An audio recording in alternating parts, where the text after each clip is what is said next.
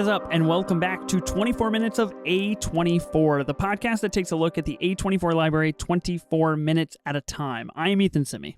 And I'm Ben Lawhorn. This week on the pod, we are watching the very movie that began this podcast, that started it all, and we're inviting you to join us as we do our first ever watch-along pod with the Safdie brothers, Uncut Gems. Holy shit, I'm going to come. That's how I feel right now, Ben. This is incredible. I can't believe it. I can't believe we did this. I was wondering how long it would take you to say that, and here we are. Yeah, of course, man. You knew I couldn't go much longer than that. Which, makes sense. It was less than a minute in, you know? Yeah. I was going to say right in line with where I'm at here.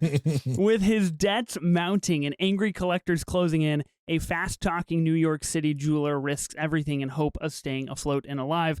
Of course, as is the case with the last 100 days plus of episodes, this is being recorded and produced during the SAG-AFTRA and WGA strikes. Without those writers and actors, we would not have the movies that we have to talk about, especially Uncut Gems. So, just note that is happening. We want writers and actors to be paid appropriately by the studios, and it's not happening yet. So if you can get out on the picket lines, if you can support, you should definitely do that. We are watching Uncut Gems today on the pod. Of course, spoilers are ahead for Uncut Gems. This is it. We're literally watching it. This is a watch along pod. We'll try not to talk too much up front right now and get the movie going soon. But Ben, we're locked in, dude. We're watching this movie together on the show. I'm very excited. This is going to be something else. We've never watched a movie together, and I'm curious to see what it's like. Definitely, no, we have not heard a lot about it, so this is going to be fun. I'm excited to be with you as we watch one of your favorite movies of all time, for sure. Yeah. So this is one of my favorite movies of all time. This is my favorite A24 movie of all time, which I'm sure we'll discuss and talk about as we get into the movie. But there is one other thing about this episode that does make it so special, Ben. Yes. While it may not seem like it, this is a crossover episode with my other pod, 3 Films and a Podcast. We are kind of sunsetting that pod at the end of this year, 2024. We're starting fresh. We're starting anew. And the name is going to be Unsung Gems, which is obviously ties in directly to this movie. Unfortunately, there were plans for both those co-hosts to be here this evening. There's going to be 4 of us. And then unfortunately, it's just me. So this is going to sound a lot like a regular episode, but maybe I'll be here on behalf of 3 Films, representing everybody there. There you go. But it's going to be fun. If you haven't, we'd love if you come over and check us out. We like to talk about movies that we haven't seen before. That's the whole premise. And then going into this new year, we're going to be inviting people on to talk about movies that they love, that they feel don't get enough recognition. And we're kicking it off with directorial debuts, which Ethan right here is going to be one of our first guests. So I'm very excited about that. I'm so fucking stoked. I shot you my movie choice last week, and I feel so good about it. And I'm so ready, and I can't wait. It's gonna be a great pod. Yeah, Unsung Gems. Go check it out. Really exciting stuff in 2024. But yes, follow on social media. I will rep for 24 minutes of A24 here on the show today, and then Ben, you can rep for your other pod. Hopefully, the next time we do a watch along, I know we're about 3.5 minutes into this, and I'm already saying there's going to be another one. But next time, hopefully, the guys over there can join us. We can get some fun people on a watch along. A lot of pods have done this. Do this. My old Marvel podcast, you and I actually did a watch along of the Loki season 1 finale, which was really exciting. That's a little bit different. That was like 45 or 50 minutes. This is 2 hours and 5 minutes. Full boy. 2 hours and 15 minutes. Yeah, this is the big one. This is the big dog here. So we're going to be watching this together, but there's a couple stipulations here before we press play. We are Ben and I live in different cities. Of course, listeners of the pod know this. I live in Portland. You live in Salt Lake. So we're not watching this movie physically together, unfortunately. We are watching this movie together, but virtually.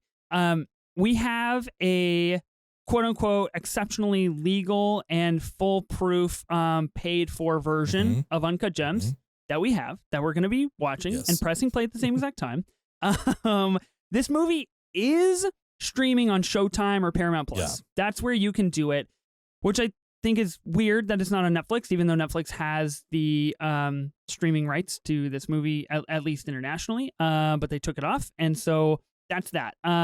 Both you and I share a Vudu account. You're so gracious, but we can't watch it at the same time on Vudu. So this is the route we're going. So if there are technical difficulties, or if we're a few seconds off from maybe what a streaming version of this movie is, we apologize, but that's kind of where we're at. And this is our first watch along. So we're going to give it a go. We're going to test it out. Yeah. And listeners of the show, you're welcome to press play with us as we press play. Or you can just listen along, whatever you'd like to do.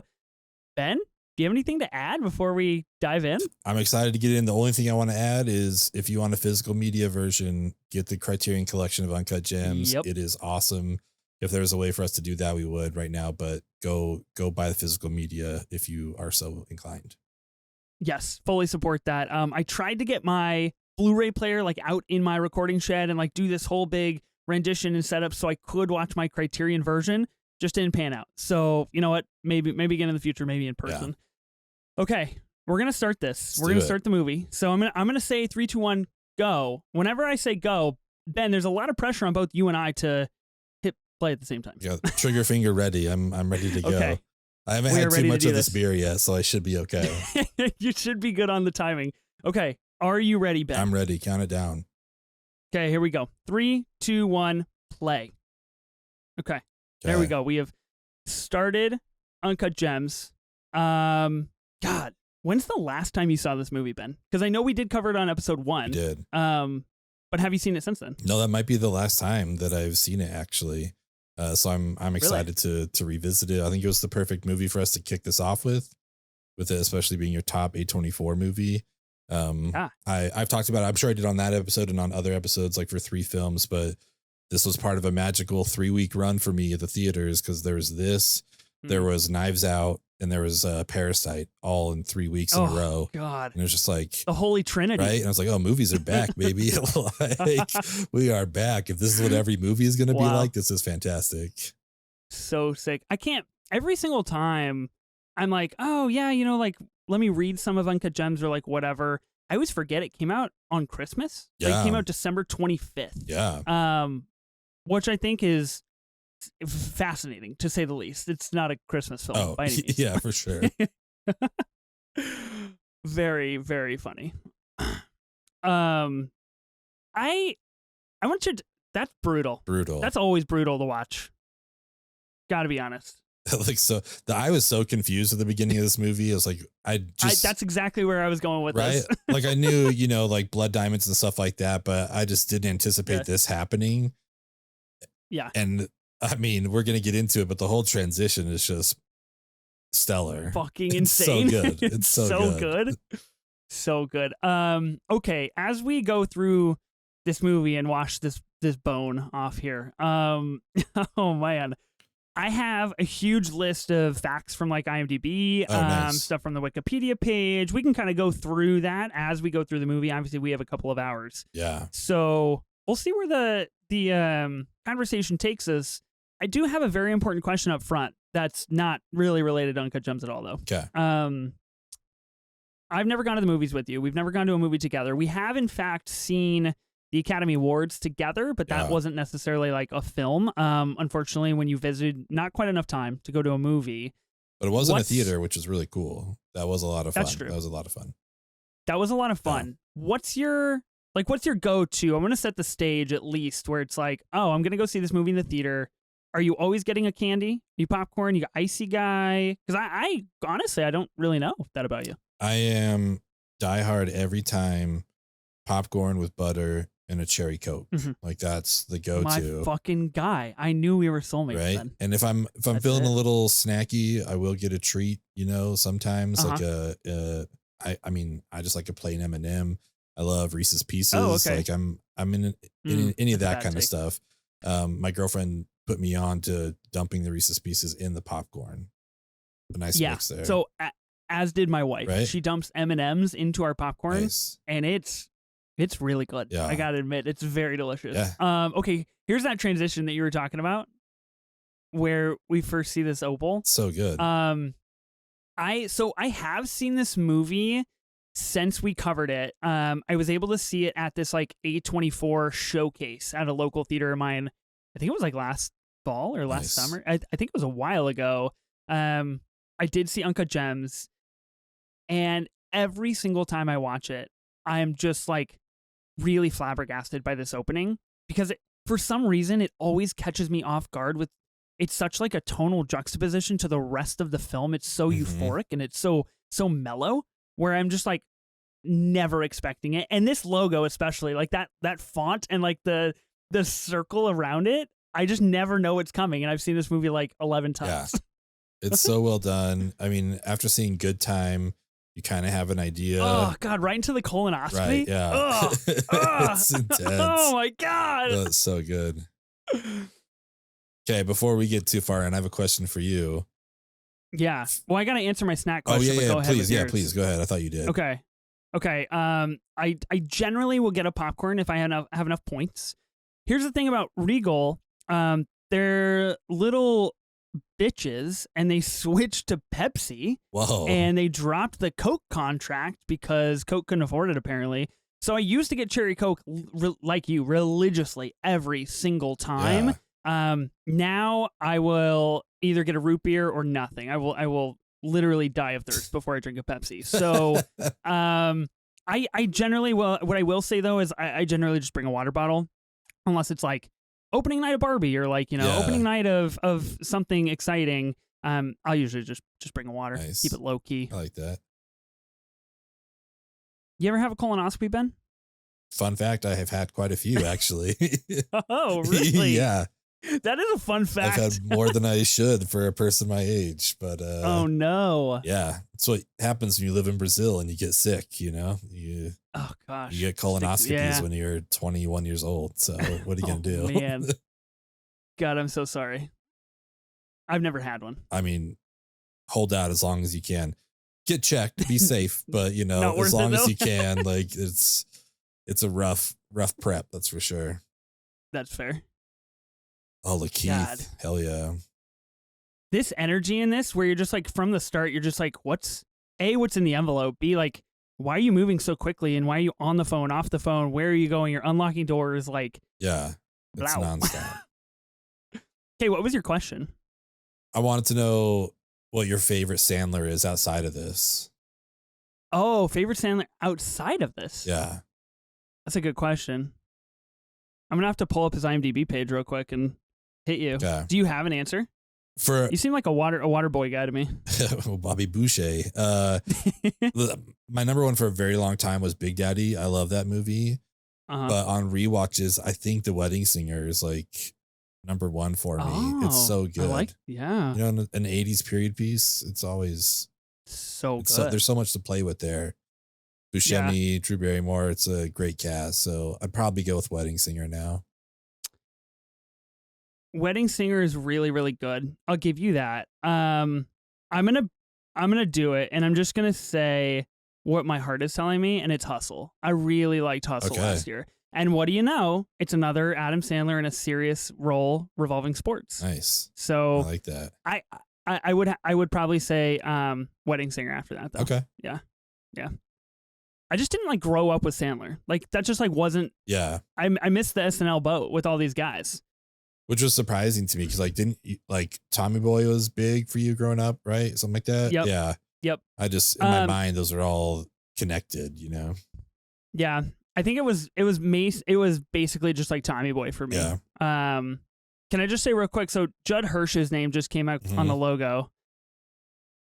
This is really embarrassing, but now if I don't admit it now, I'm gonna go to bed with this and it'll haunt me forever.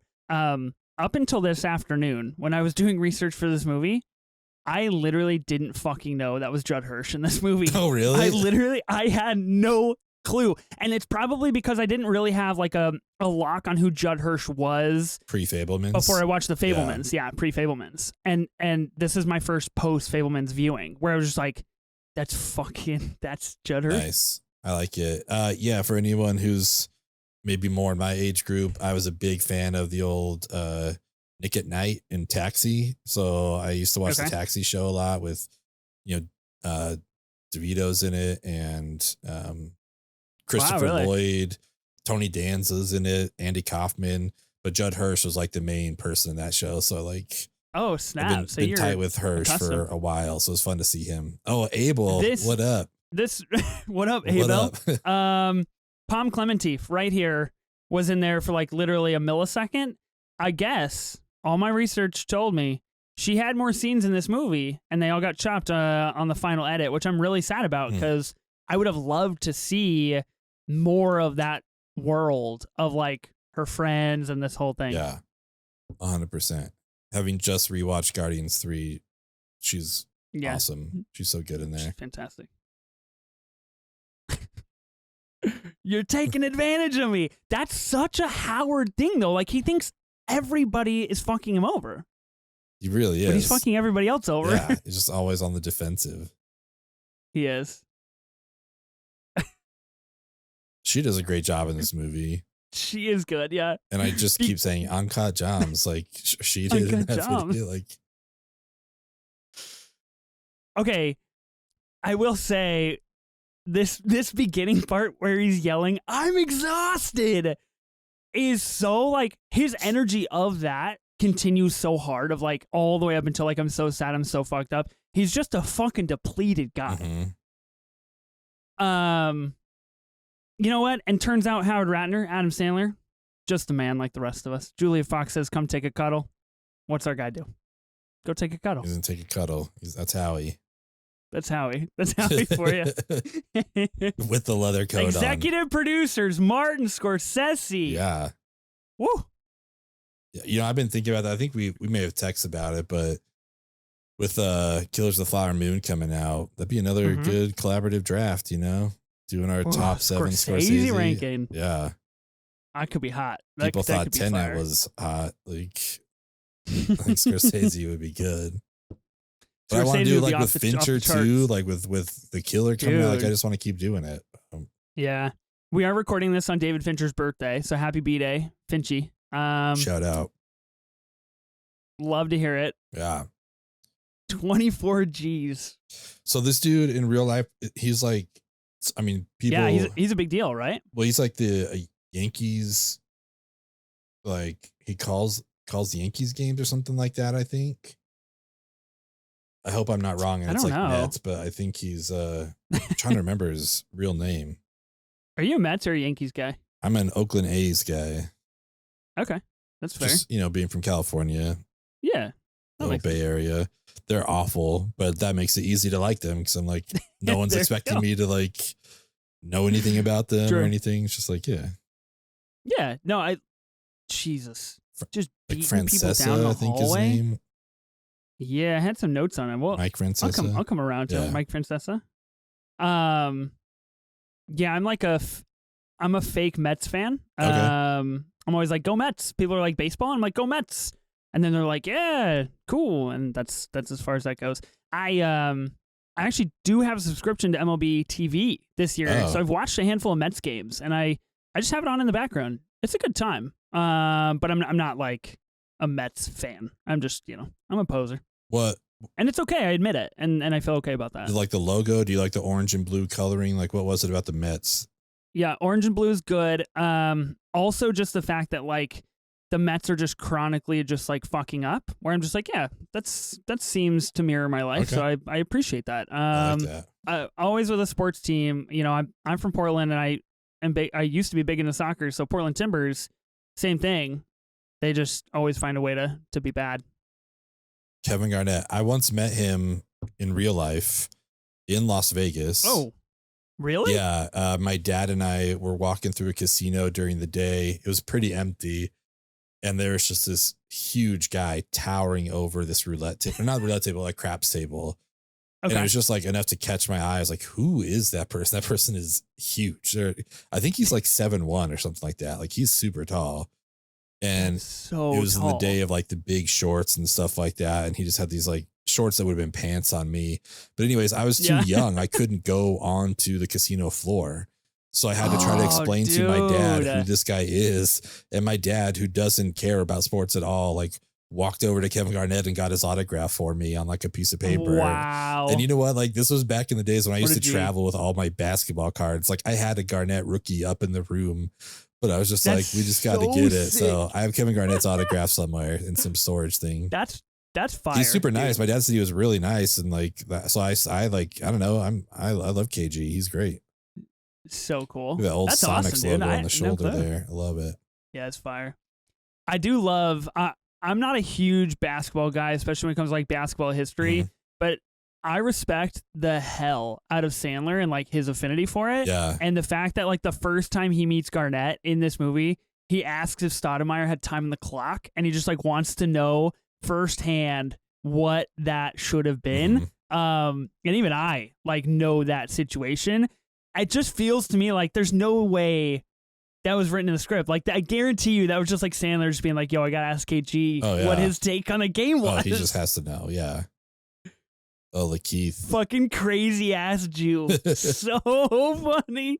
You know what? Before Haunted Mansion, I would say Lakeith has not been in a bad thing. Like, he's a great actor. And I don't think Haunted Mansion is his fault by any means. Like, he's doing his best. But, like, for the most part, his track record is solid. He's so good. Yeah, he's good. I mean, you know, Knives Out. You watch Knives Atlanta? Out, baby. Yeah. Paperboy. I haven't seen it. It's worth a watch. I haven't watched the most recent season, but no. Yeah, worth a watch though. I mean, I know we went past it already, watch. but that blinged out Furby is so cool. Like, it's so tight, cool. dude. I want to know who came up with that. A24 did have an auction, right, a few years ago. Yeah. They had like the Furby, they had some stuff from the set, they had some Midsommar stuff, some Lighthouse stuff, and I believe the ArcLight in LA that ended up shutting down because of the pandemic purchased the light from the Lighthouse and had it like in the lobby of the theater, Nice. which is rad. unreal. I do love the anxiety of this movie, like the repetitive nature of things that like take a while to actually happen. Like, KG, don't lean on the glass. Like, you know, something's going to happen. Like, he keeps saying it, you know, and same with the door not opening, you know, it's just like these little tension builders. They do such a good job with it.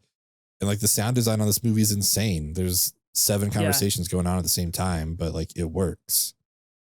Apparently they had goddamn Furby. Apparently they had like 90 pages of ADR, which is just like literally that just like doesn't exist for movies, right? Yeah. Additional dialogue recordings. So yeah, and you bring up a really good point because you know, like it just is like this slow release of something that's just really annoying. Or just like don't lean on the glass. Like it's so simple. Just like don't lean on the glass, or just like fix the door, and it just keeps repeating. So good. Is it heavy? It's a fucking fish. God. It's going to blow your mind. What do you think those basketballs are in the back? Are those Sandler's or are those, you think Safdie's? Probably Sandler. I mean, the dude, You think so? Knicks fan, like he's probably got a Patrick Ewing signed one back there. Like, who knows? Okay. I did want to bring up this point. This movie just got surpassed by Talk to Me as the 5th highest grossing A24 movie ever. Vibe, great listener of the pod. Shout out Vibe. Appreciate you always tuning in. Says that Talk to Me is better than Uncut Gems. Of course, you know my stance on this. But Ben, where are you at on this now drama that Vibe has stirred? I respect her take. I have too much connection with Sandler, having grown up with him, you know, from Billy Madison and all that kind of stuff. Yeah. And to see him in this role was like just amazing. Like, he's great in Punch Drunk Love. Like, he's done serious stuff before, but this is on a whole nother level. He deserved to at least be nominated for Best Actor. Like, he's so good in this. So for me, that makes this movie better because like we got something out of someone that we've never seen before. And that completely new, won't be replicated. Granted, you could say the same thing about what Talk to Me kind of did for horror, but like we've seen like haunted objects and stuff like that. They did it in a very cool and new way, not trying to diminish what they achieved because it's a great movie. But I just, it's too much for me. This one just takes the cake, you know. Holy shit, I'm gonna come. I don't think there's ever been a moment in my life where, of course, I've repeated it because of the movie, but I don't think there's ever been like an authentic moment where I've like had such a successful moment in my life where I just genuinely, I was just like I thought the only thing I could relate it to was coming. Yeah. Where I was just like, this is as good as it gets. There's nothing on that level for me, at least yet in my life. It's amazing. It's such good line delivery. This has one and of the my way he looks up to say it too is so good. So good. You got the OG iPhone video layout. Respect. This has one of my favorite lines coming up from KG. Like, why would you show it to me if I can't have it? Why would you show me something I can't have? It's so good. I say that. Dude, but how sad for Howie. He is so excited about something. His worlds are colliding, right? Like KG's in the store. He finally gets his Opal, and he just wants to tell somebody how happy he is that it's come to fruition without realizing, like, I shouldn't say anything because this is going to create a whole big problem now. And he's just, I mean, you know, as Ryan Gosling would say, he's jacked to the tits, and I can respect that. Jacked to the tits. Oh man, that Celtics ring is nice too. Yeah, Celtics ring is sick.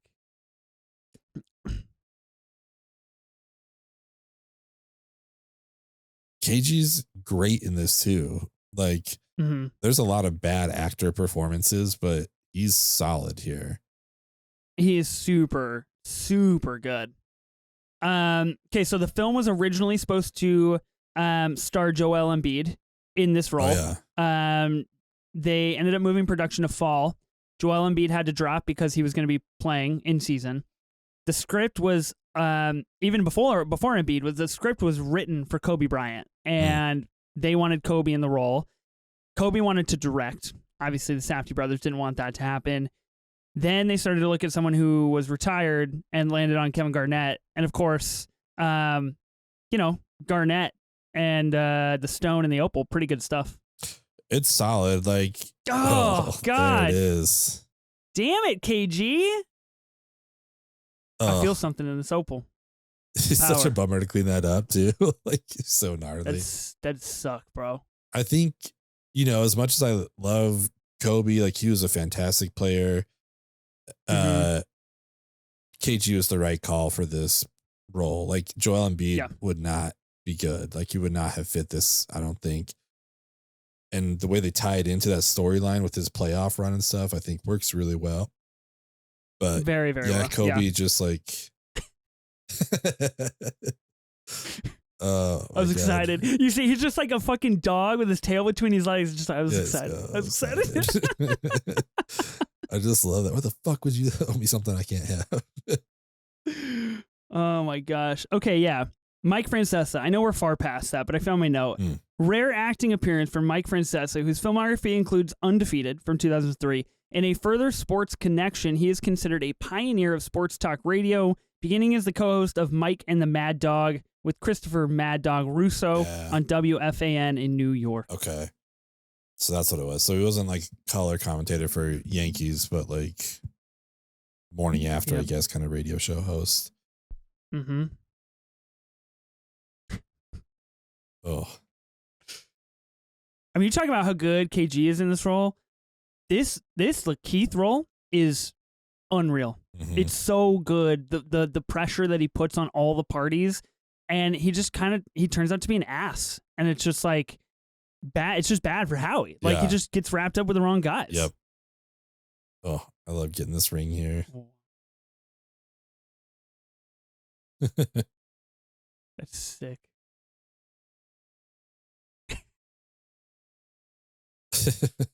Oh my God.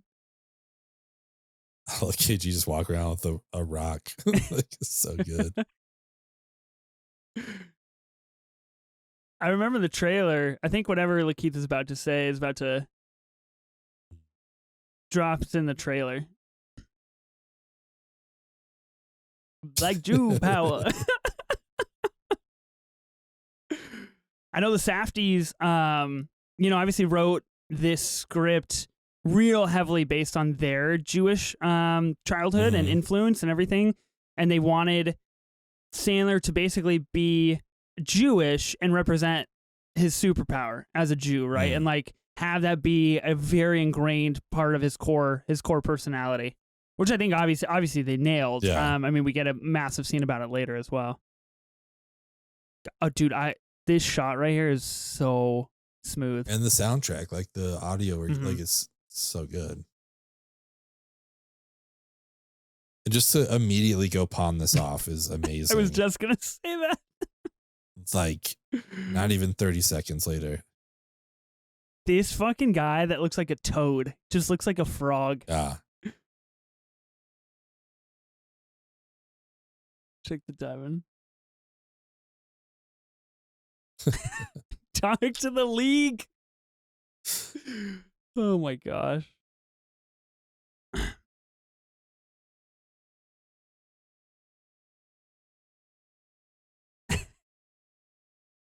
They look at him like he's psychotic.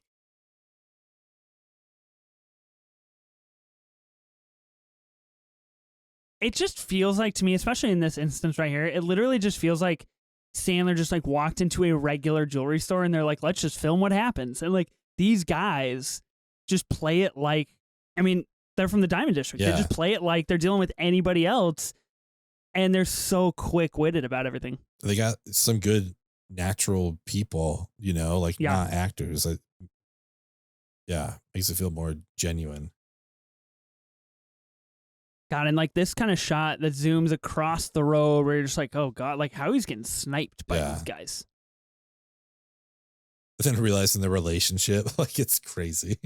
So insane. It makes you realize like, Howie's just really fucked up. Yeah. Flew too close to the sun. Like, can you imagine if KG came back to the store, like, all right, you can have it back. Give me my ring. It's like, oh, I'll be right back. Like, what are you going to do? What is that? Okay. Does that speak more to Howie or does that speak more to KG? To give up because the ring Howie for that? knows, Howie knows he can give up the ring. Let's play that out for a second, because if KG does come back the next day, like Howie has asked him to with The Rock, then Howie thinks he can like either go back and get it or just like smooth things over. Yeah. But he knows KG's not going to bring it back. So I think like both of them are like feeding on this idea of like neither one are going to stick to their words for each other. Yeah, I think that's true. And I also think, KG's like in the positive of this, where it's like he could buy another ring. You know what I mean? Like that's one game salary. Like, make me another one. This opal, that's whatever. True. So he probably doesn't even give a shit. Like there's a sentiment behind the ring, but as far as the cost of it, it's like whatever. No, not worried. Oh, this guy just knows the odds on his head. This was like one of the things that helped me learn about like the 6-way split. Like I knew you could do a couple, but I did not realize just how much you could run the split on this.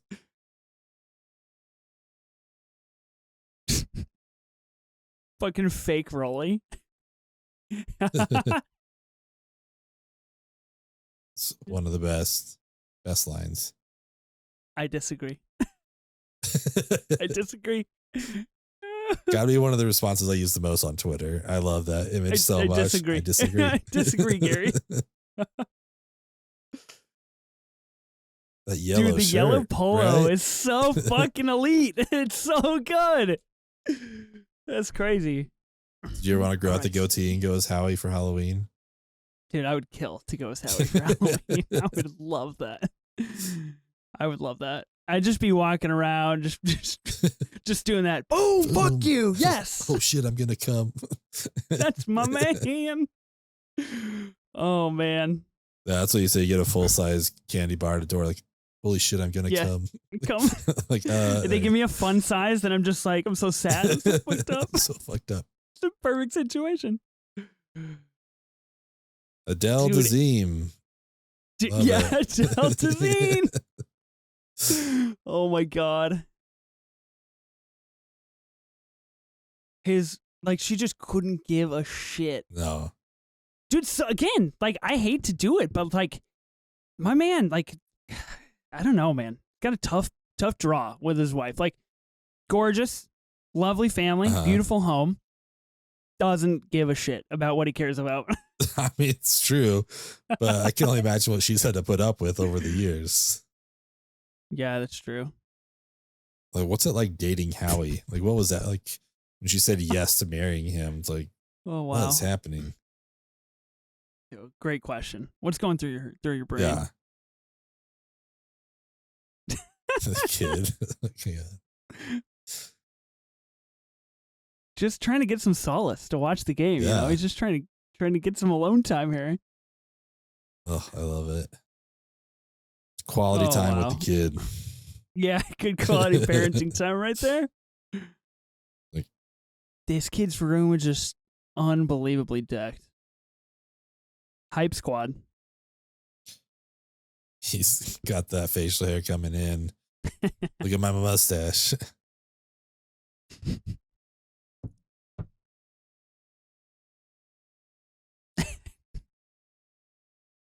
Oh, you don't want to know?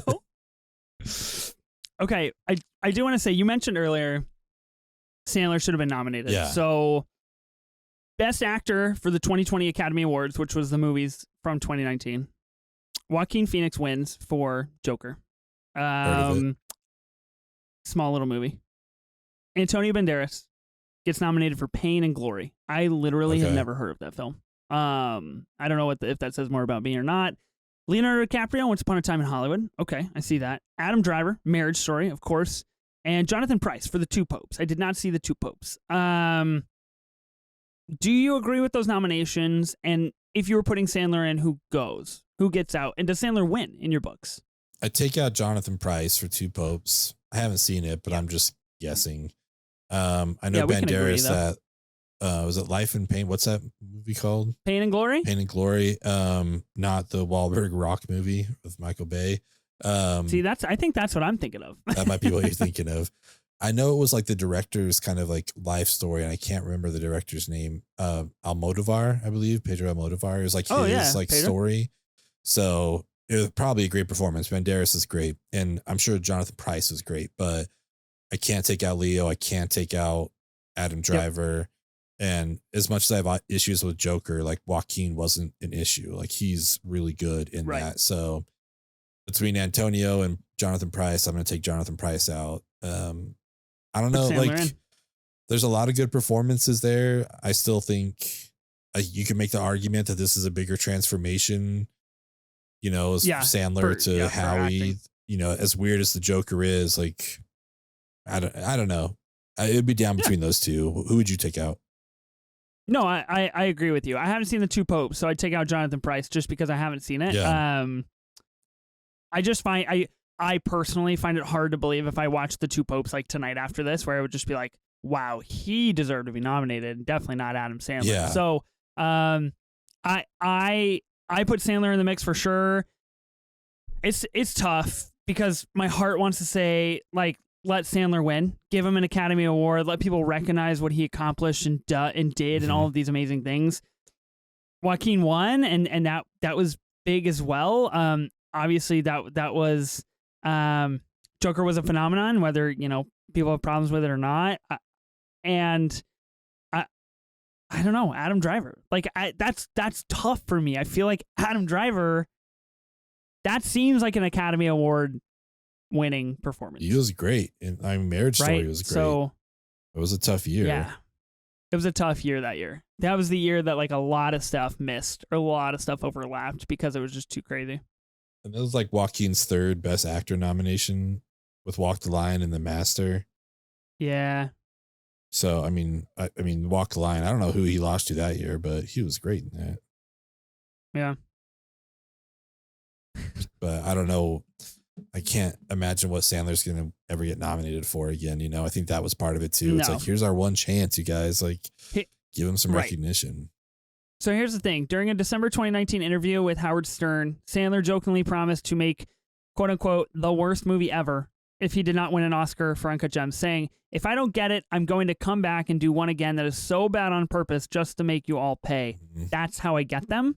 And I gotta be honest, I'm pretty sure, if I'm remembering correctly, I'm working through IMDb right now, but I'm pretty positive that the movie that he made after Uncut Gems was Hubie Halloween, yeah, which is horseshit. So he came good on it, he wasn't lying. and we all fucked up as a society, and that's what we get now.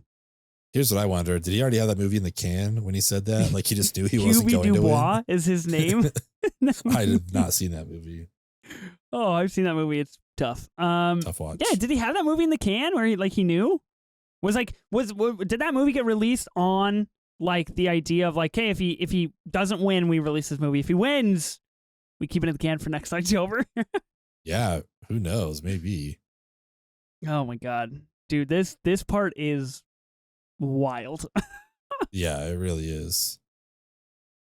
I think it's a really good insight into how, like, really sick Howard Ratner is. I mean, this whole second life that he has, but like his wife, like, kind of knows about it, right? Like, yeah, does she know about it? Yeah, she's privy to it. But he just goes to like his second apartment. Yeah. And also, bangs like, turn Julia off Fox. the noise. Like, you don't need to have the clicking with all your texting. Like, that's my biggest issue with this. Like the bubble, the whoop as he sends it. What are you doing? Put on silent mode. It's crazy. Really smart to play it silent here and to not have a score. Really makes you feel the awkwardness. Really, yeah. Because it's like, huh, she's super hot. Also, Howie's like really weird and peeping on her and has a second life. And this is exceptionally immoral for Howie to be doing. Yeah. But she's also really hot. So it's like, what do you do? Also, I think it just shows like how shitty guys can be at sexting. You know what I mean? Like, Oh, it's just God, like, the worst. What are you wearing? Good. Are you wet? You know, And he like jump scares her. Yeah. It's insane.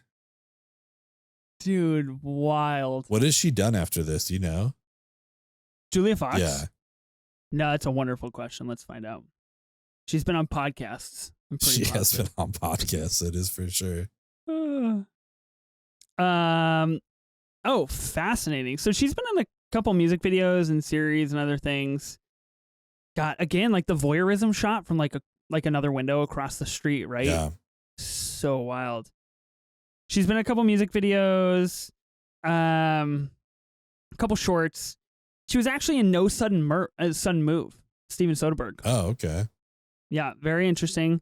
And then in a movie last year called Puppet. Puppets. Which I'm not familiar with Puppet. Same. But she has two upcoming projects. Number one called The Trainer, and then number two, Uppercut, Highlights of My Hollywood Life.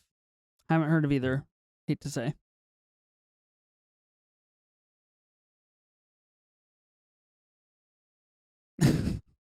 I feel bad for this lady having to deal with Howard's madness.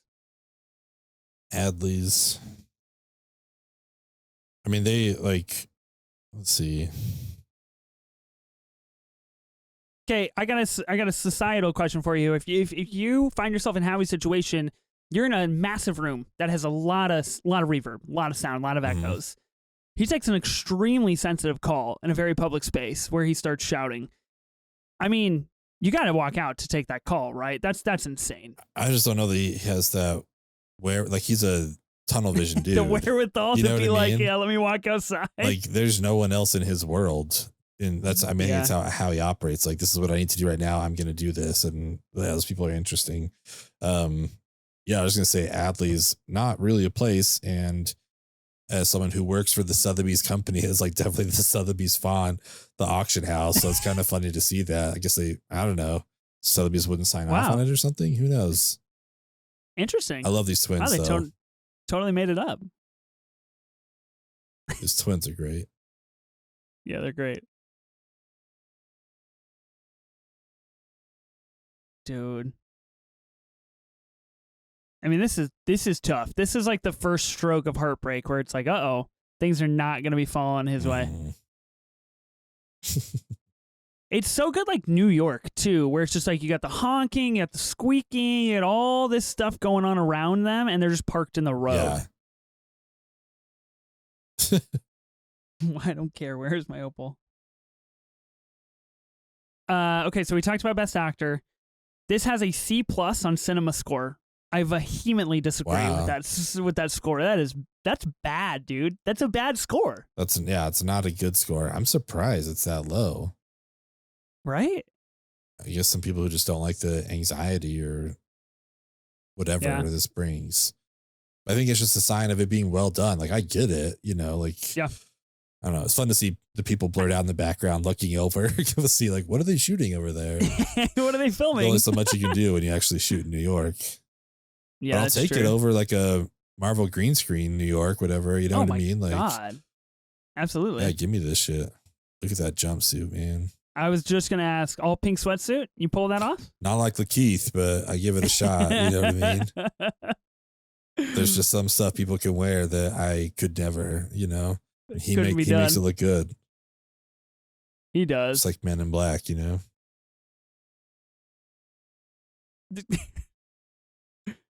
Was a Jew.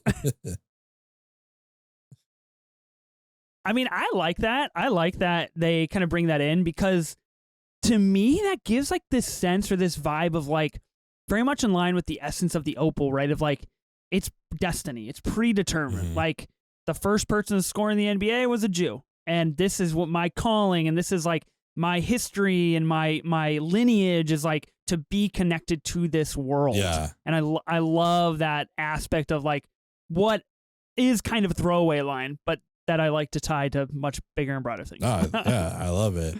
I'm watching. And he gets distracted by his own fucking messing around. It costs him the opal. It's insane. Talk about stress, bro. This is it right here. So I'm also wondering, like, if they wrote this for Joel Embiid, who plays for the Sixers, like if they had like made a lot of connections with the Philadelphia 76ers, and that's why they were able to come film here. You know what I mean? It's like, they worked out obviously to do KG instead, but I don't know. Because even that's the game that Garnett's playing against, right? He's playing against Philadelphia in the playoffs, but oh God. Dude, I don't know, man. It's tough. Could be taking vacays with his fam, but he's just blowing it on sports betting. Nuts. Some big earrings, dude. Are legit. I feel like for our first time watching a movie together, we're spotting similar things. I appreciate that about it. Yeah, it's good. I like it. Mm-hmm. I'm curious what the next one's going to be. Me too. Curious what we'll watch along next. Babylon. Definitely Babylon. 3+ hour 3+ hours. Ugh. Dude, that's when you just got to turn it into a fundraiser and just be like, well, we'll watch Babylon for 24 hours straight and pod live. Raise money. You use the term "we" very liberally. You're locked in. You're part of the spot. That's when I become part of 3 films in a podcast. Like, oh, nope, sorry, I can't. No can do anymore. Oh, man. Dude. We got some fun episodes coming up, though. I'm excited about it. Yeah, we do. Some really cool stuff. I've started watching some musicals. Okay. It's a little hint, maybe, of where we're headed with a future episode. Got a lot to watch. That's going to be so interesting. We're going to have to figure out the definition of a musical, too. I think that's going to play into it quite a bit. So you're going to try and bend the rules. You're going to try and swing and say, this movie that's definitely not a musical is a musical? Yeah. If we met, yeah, of course. We're playing Monopoly. I'm the banker, man. Like, I want to know. You got to know the rules to break the rules, right? That's true. That's why I want to clarify everything before we get into it. I think that's what makes us such a dynamic duo, because I really think inside the box. I'm like, we're watching musicals. Singing in the Rain is a great musical, and that's about it. Arguably the best musical. I'll say that. Oh, interesting. I love that movie, man. We'll see how it plays. God, they're just stalking him.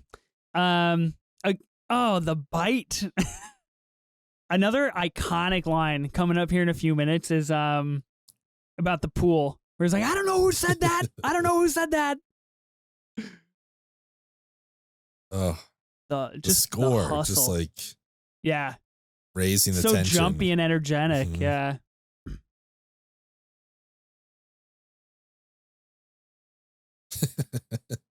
I'm vibing so hard to the score right now. I Wow. love it. It's so good.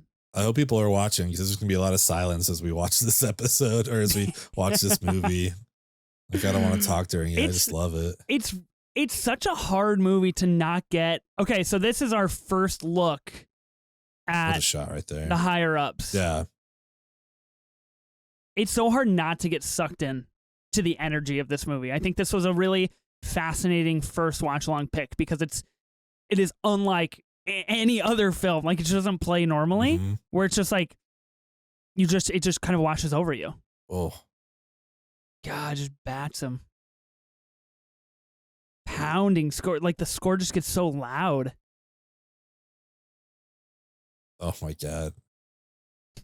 And again, like, not knowing the relationship yet, it's still just like, oh fuck. Right. Let's see here. I had a really good, interesting stat. The word fuck, obviously a great time to bring this up right now because everybody's just saying what the fuck and all this kind of stuff. Used 560 times in this film. That is the fourth highest in film history.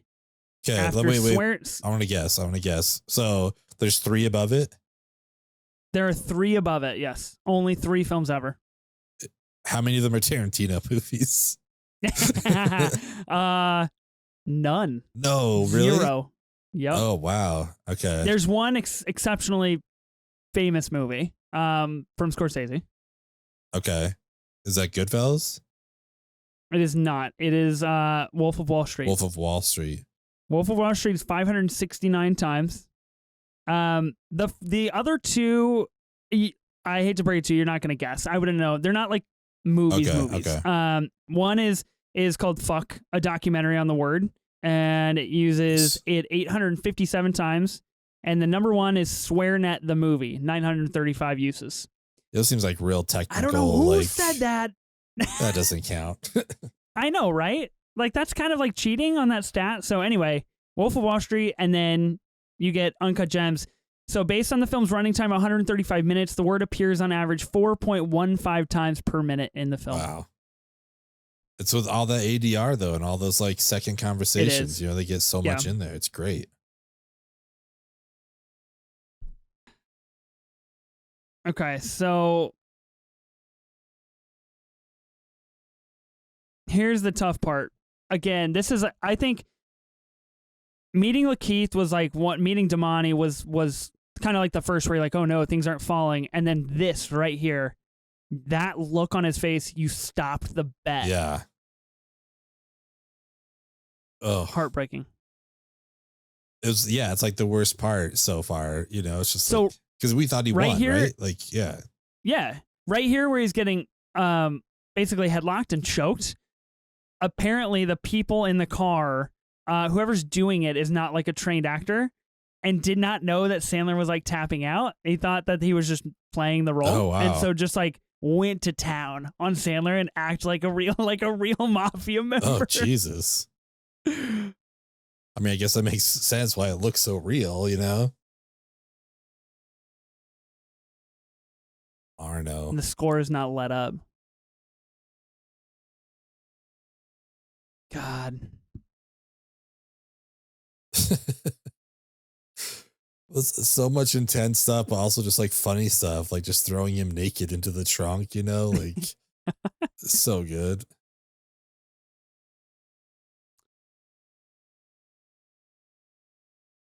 I want the underwear. Oh my God, dude. And that look, right, that deadpan look from Arno is bone chilling.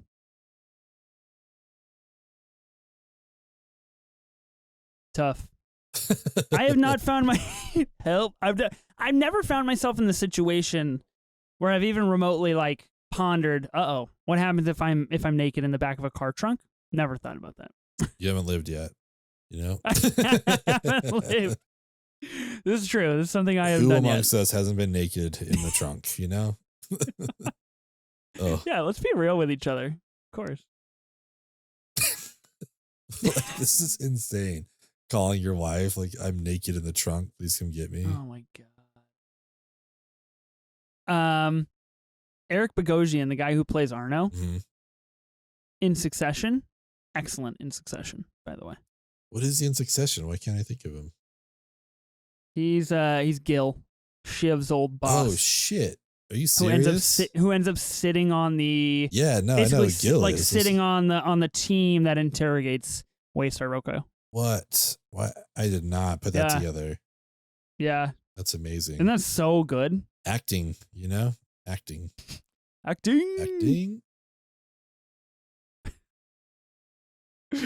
Gets me every time in Seinfeld.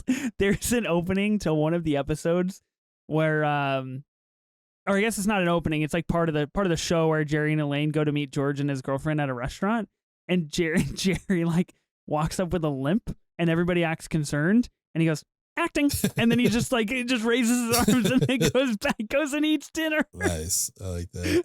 I always think it's so funny. Acting. Just watch your fucking sister. What is it? Is it Midsummer Night's Dream? Is that what they're doing? Do we know? It's a good question. It seems like a high school play, but maybe not. Yeah. I haven't seen a Midsummer Night's Dream. I've actually only ever seen one play.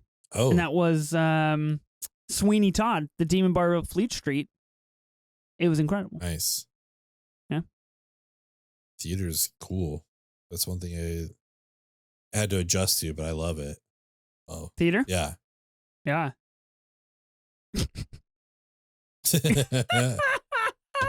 Oh my god. Wow.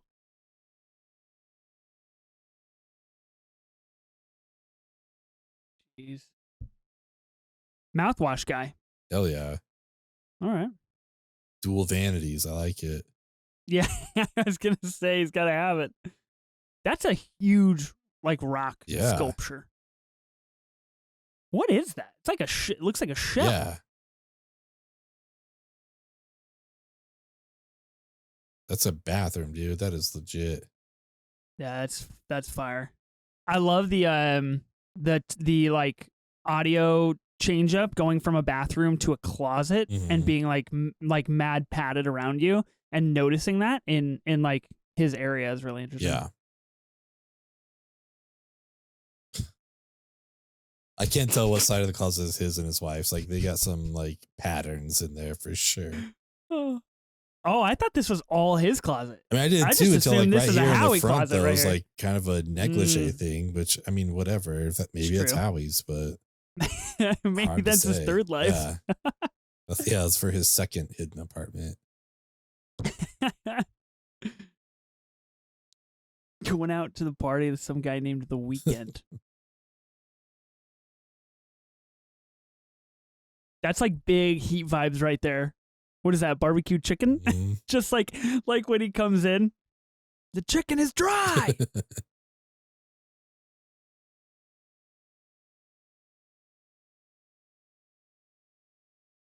So, do we know where they live?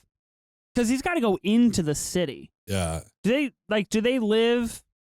There's no way they live in Jersey, like on the other side. Do they live like in a borough like outside of Manhattan? What are we doing here? I mean, possibly. Who knows? Like up north or something. I mean, close enough that you can get in there. Maybe. Well, upstate, maybe. Oh, Pelham 123, something. Who knows? Dude, the taking of Pelham 123. I've never seen the original, but I've seen the remake like literally 8 times. Fucking fire. Is that Denzel? Yeah, and John Travolta. Oh, nice. Oh, it is so good. Dude, Denzel would be a fun draft. That guy's been in some amazing stuff. That'd be good. You big Equalizer guy? Oh, dude, I love the Equalizer. Oh, really? Yeah. So you're excited for the third one coming out? I actually am. Yeah, like I like those movies a lot. And was it you that sent me the thing about the prequel? No, I don't know. I don't know anything about a prequel. An Equalizer prequel. Oh, no. I did see this. They're interested in an Equalizer prequel with John David Washington. Yeah, which would be awesome. Yeah, Antoine Fuqua, I guess, on the press run was like, yeah, I would do a prequel with John David. Like, yeah, get Denzel's kid. We know he can act. Like, I would love it. Like, how did he become the Equalizer? How did he, like, it's the Jason Bourne shit. Like, how did he get this good? We want to know. Yeah. I would love to see I've it. never seen an Equalizer film. I got to get on that. I mean, the first one's really good. The second one is still good, but I love the first one. Oh. Is he drinking an espresso? Gotta get ready for the weekend, baby. That's true, man. Gotta wake up. You gotta wake up. God. The colors in this club are so cool. And he's got to feel so out of place. Like we saw in his colonoscopy, he's 48 years old and he's in some club probably on the weekend to go see The Weeknd. It's just like, for real. No one in there is over 30 probably.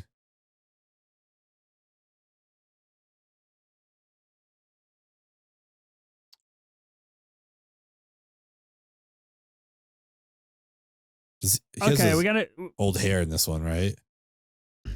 Yeah, The Weeknd. Yeah. Yeah, this is like Starboy hair. We got to ask, because we covered The Idol on the pod, of course. Is this the best thing that The Weeknd has been in, acting-wise? He was giving it all. I think it's this and The Idol. I think that's about performance. You know, he was giving everything he could. He's doing his best. That's true. Yeah, I mean, it's a low bar and it's a small amount of things to pull from, but this is probably the best thing. You want to know it's the best? It's because he's just singing his own songs. Yeah, that's why he's got nothing else going on. He knows how to do that. That's true. Oh, Monty in the bright orange. Love it. Jeez. Dude, okay, so that's actually Trinidad James. I didn't know that either. Oh, okay. Yeah. I just introduced him as James. Like, yeah. You think you can ever pull off Howie's sunglasses? Dude, you know what they look like? They look like his sunglasses from Ghost in the Shell. Like, that's like, he could fit into that.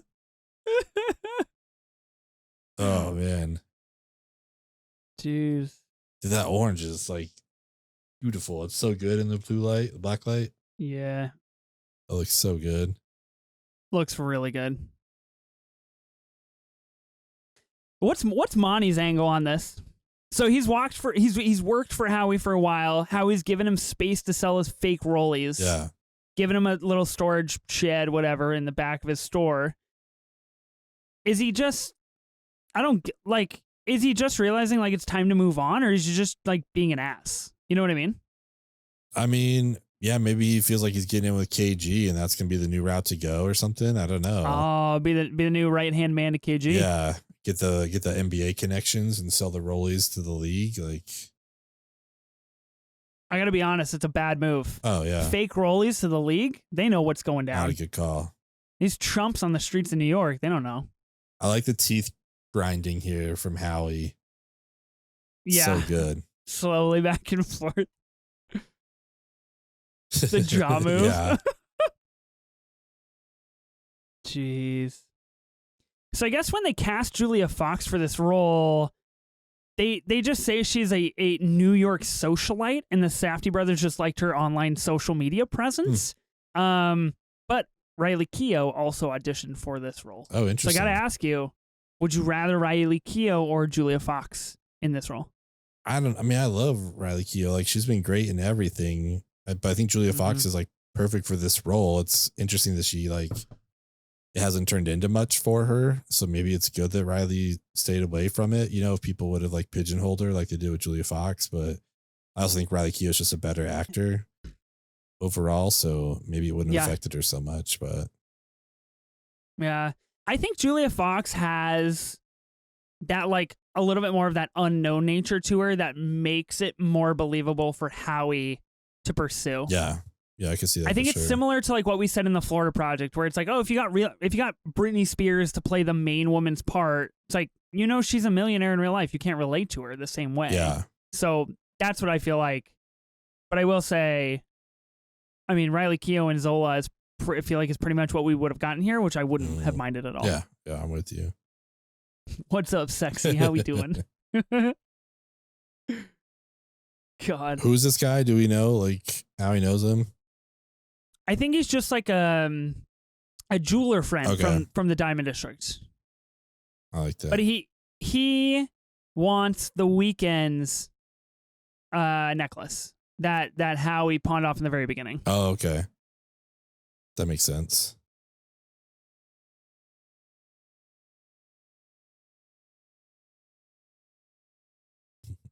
Incredible Kendrick needle drop in the back. Mm-hmm. Here's the blow up.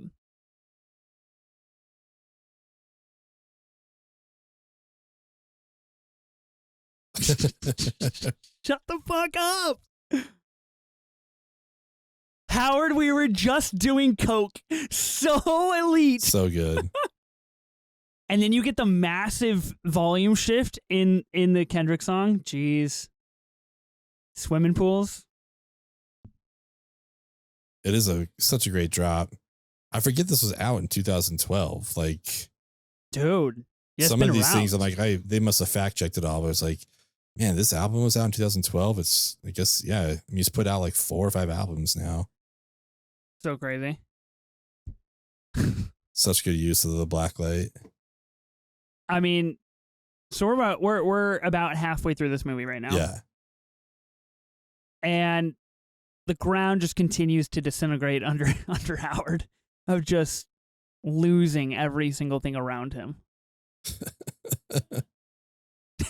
And again, it's these like far kind of voyeur shots, like down the street, like filming them come in, you know, like such a cool shot. I guess the Safdies wanted to shoot on 35 millimeters so bad that they took like a pay cut in order to afford all the film they needed for the movie. Oh, really? Oh, wow. Pretty interesting. Yeah. It's wonderfully shot. Like, it's hard to argue when they result in this. What's Julia's angle here? She's with Howard because he's just a sugar daddy. He just like pays for stuff for her. Yeah, I mean, it's just to like live in that the way I take it, right? Yeah, that's my understanding. But tough to be this taxi driver right now. He's probably seen so much gnarly shit though.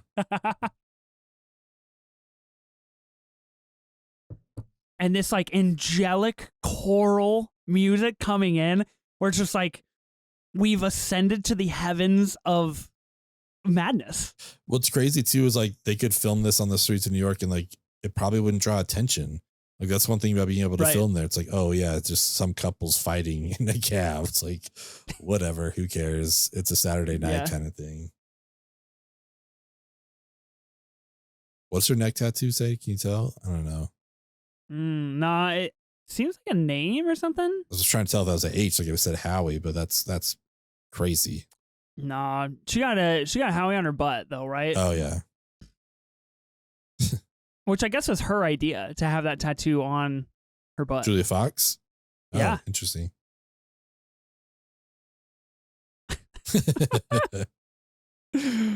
God. I just want to think those are real people too that were like talking shit to her. Dude, I 100% believe that. There's got to be. I mean, I know he got... Howard just looks so disheveled. Right? My guy, straighten up the collar. He's not taking any time to fix himself up. That is a deep V, man. That is like down to your belly button. Deep V. Button up. He's on the edge of like that nipple popping out and it's just swaying one way. Seriously. Got to go back to his sanctuary. I love that he keeps a blanket and a pillow there. Like, this is what blows my mind. Just like the relationship with the family, with his wife. Just like, I'm sleeping at the office. Like, yeah. But I mean, doesn't strike me as a guy that would have one of those electricity globes, to be honest. Yeah. Yeah, it's true. But it's there. He's also a guy who has a pillow and a filing cabinet. So, you know, well, Howie contains multitudes. We can't pin him down. That's true. That's true. How many times a month do you think he sleeps in the office? Oh man, that's a great question. Like, I'm just trying to think of whoever's opening. Like, well, I think that we're on like day 2. If we're to believe we're in like successive days here, this is the next night. So like last night he stayed at his apartment with Julia. Yeah. And tonight he's at the office. I would take a guess and say you're probably looking at like 8 to 10 nights a month in the office. Nuts. Like he's still keeping the tag on that shirt. Gotta be able to return it, you know? Gotta have the option. That's the thing. Is that a Globetrotters ball? That's crazy. Yeah, I think so. It looked like one. So this voice on the phone is Tilda Swinton, which is, again, like, excellent Tilda Swinton performance, yeah. She's always good. She is. Shout out Michael Clayton. Shout out. We need the Michael Clayton, Howie Ratner crossover. We do. Get Howie out of a jam. Obviously before this movie, but get an Uncut Gems prequel. Prequel, yeah. Yeah, that would be good, honestly. No. In an instant, he's like, fuck it, I'll take the call. So good. The teeth, man. Yeah. Oh, okay.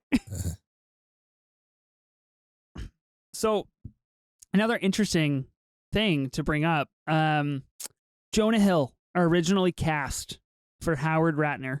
What? Yep. So Jonah Hill was originally cast for Howard Ratner. That is until Adam Sandler took over the role about 18 months later, and Jonah Hill dropped the movie. Would have been just an exceptionally different film with Jonah Hill. Let's just say that. Yeah, I really would have. I mean, this fits so much better, I think. Like having Sandler do this. Like Jonah's great. I got nothing against Jonah, but like you said, it's a different, even just the age difference, it makes it seem like he's more of a young kind of up and comer in the Diamond District versus someone who's like created all these relationships and yeah, all these people who just like almost dread seeing him walk in. You know, it's like, oh fuck, it's Howie. All right, we got to deal with this. But this scene is so heart attack inducing. I think if you're gonna tell somebody like this is the energy of Uncut Gems, I think you give them this like 3 minutes right 100%. here. All the phone calls got KG waiting at the door. Hears about his colonoscopy, which is like a massive medical thing that he just like plays off like nothing. Mm-hmm. But yeah, I guess Jonah Hill cast in 2017. Sandler replaced him in April of 2018. Dang. I wonder what happened. Movie comes out, movie premieres at Telluride in 2019. Well, they wanted Sandler though, right? Like initially, and he said no, and then Good Time came out, and he's like, all right, I'm going to talk to these guys. So maybe that's what it was. They wanted Sandler initially. They sent him the script. His agent didn't even let him look at the script and said no. They sent him the script again. Sandler, I don't know if Sandler read it or not, but then said no a second time. And then on the third time, finally got Sandler to say yes to the movie. Nice. Just got like, it's just mallet. I love it. God, and more people coming in. Jesus Christ. And again, it's so good to like pay off later on. Like they're setting this stuff up. Like it works in this scene. It works in the story just to create anxiety. But then like, yeah, the payoff later is huge. And the swiftness of the camera specifically in this scene to kind of tote with like where the action is done very well. Yeah, agree with that. I guess this whole jewelry store was built on a set. Oh, so like okay. they had everything they needed. Like to go so smoothly to the back and then back to the front.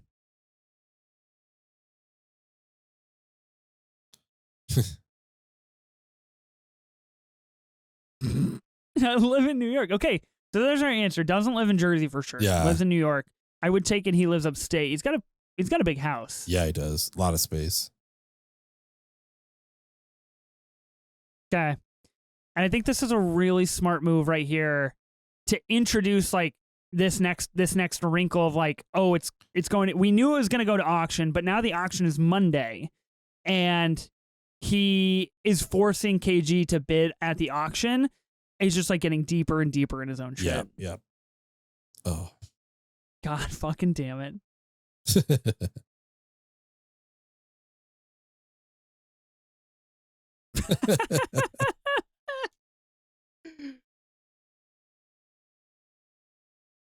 Oof.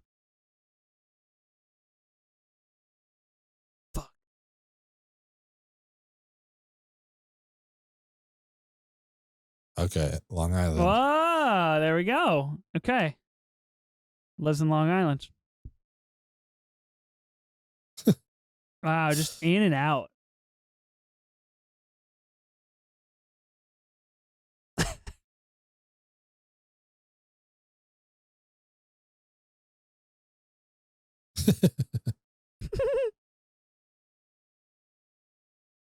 And it's like this circular motion of the cat, like we're just circling Damani, is genius.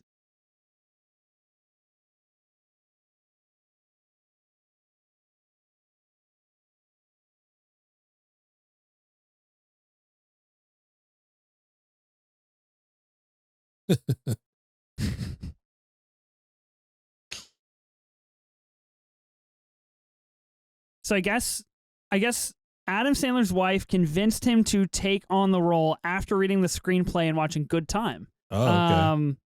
From the Safdies as well. So shout out Sandler's wife making it happen. Yeah, if you haven't seen Good Time, check it out. Like, it's so good. So good. I mean, I in my opinion, this is definitely the better Safdie Brothers movie, but I think Good Time is a really kind of like I don't know, a different energy level of like what they're still trying to accomplish, and it does it really well. Yeah, it's a good way to let you know what you're going to get into with them. Yeah, there's so much good stuff though.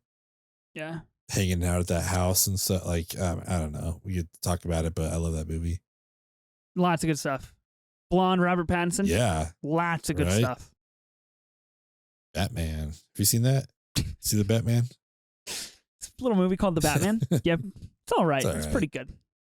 It's no joke. Someone was so kind and bought me the Steelbook, and I have it in my collection. It's lovely. Yeah, that's right. Nice guy.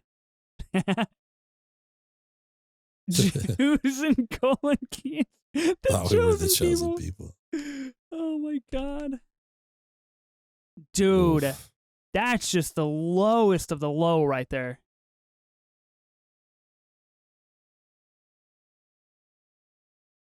That is tough.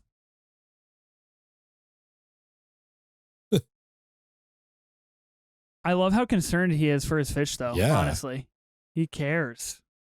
That smile. Love that it's a clownfish that he saves, too.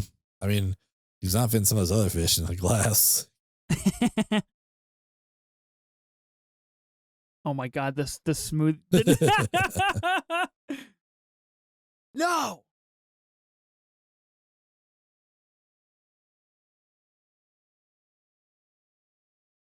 God. Him looking at that smoothie. Oof. Oh. Jesus Christ. Crazy bitch. Smoothie's done. Would not want to be in that elevator ride. No. Let's just say that. You're just walking around with that thing, like. Yeah, that's high risk. But that's how I'm just gonna walk it myself. That's true.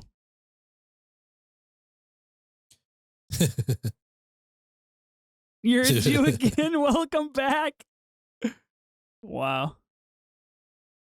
I mean, they say a lot of people were like shouting out Sandler while they would shoot, like some of that plays well into this too, just having his notoriety there.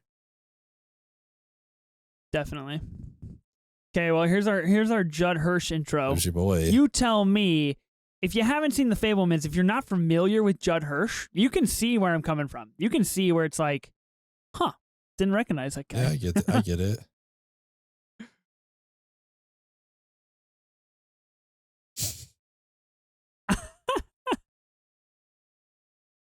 That's so clutch to leave that in there of like cannot identify servers, so you have to make a choice when you click. I love seeing the old style too, the old iPhones. Those old bubbles. So this is really the first time now that we see Arno, we're just like, oh fuck. Yeah, like it's family. Like yeah. I cannot get over the fact that's Gil. That's fucking crazy. Dude, wild. Like now I see it obviously, but like, yeah. Do you think Shiv was right to leave Gil? Did she need to leave Gil, or was that was totally a rash decision that really fucked her up? Her career path, at least. Logan could talk people into anything, you know. Yeah. I don't blame her for doing it. I don't know that it was the right choice, but like it's the empty promises of Logan. Yeah, he let her believe that, like, you know what, the boys can't do it. I need you to. She's like, okay, and take that chance. She had such better life outside of Waystar, though, dude. Yeah. WOM scams. WOM scams. Oh my gosh.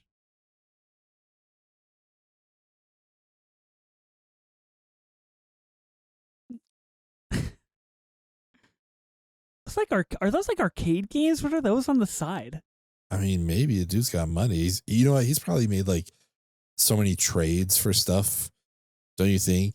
You know, someone's like, I want this watch. Like, all right, you know, money. So give me the arcade game. To entertain my kids or whatever. Isn't this Arno's house that we're at though? Oh, is it? Oh, but I mean, I think it is.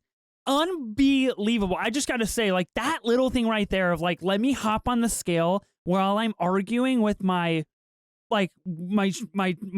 girlfriend, and realize I'm 203 pounds and then just get off out of frustration is incredible to me. So good.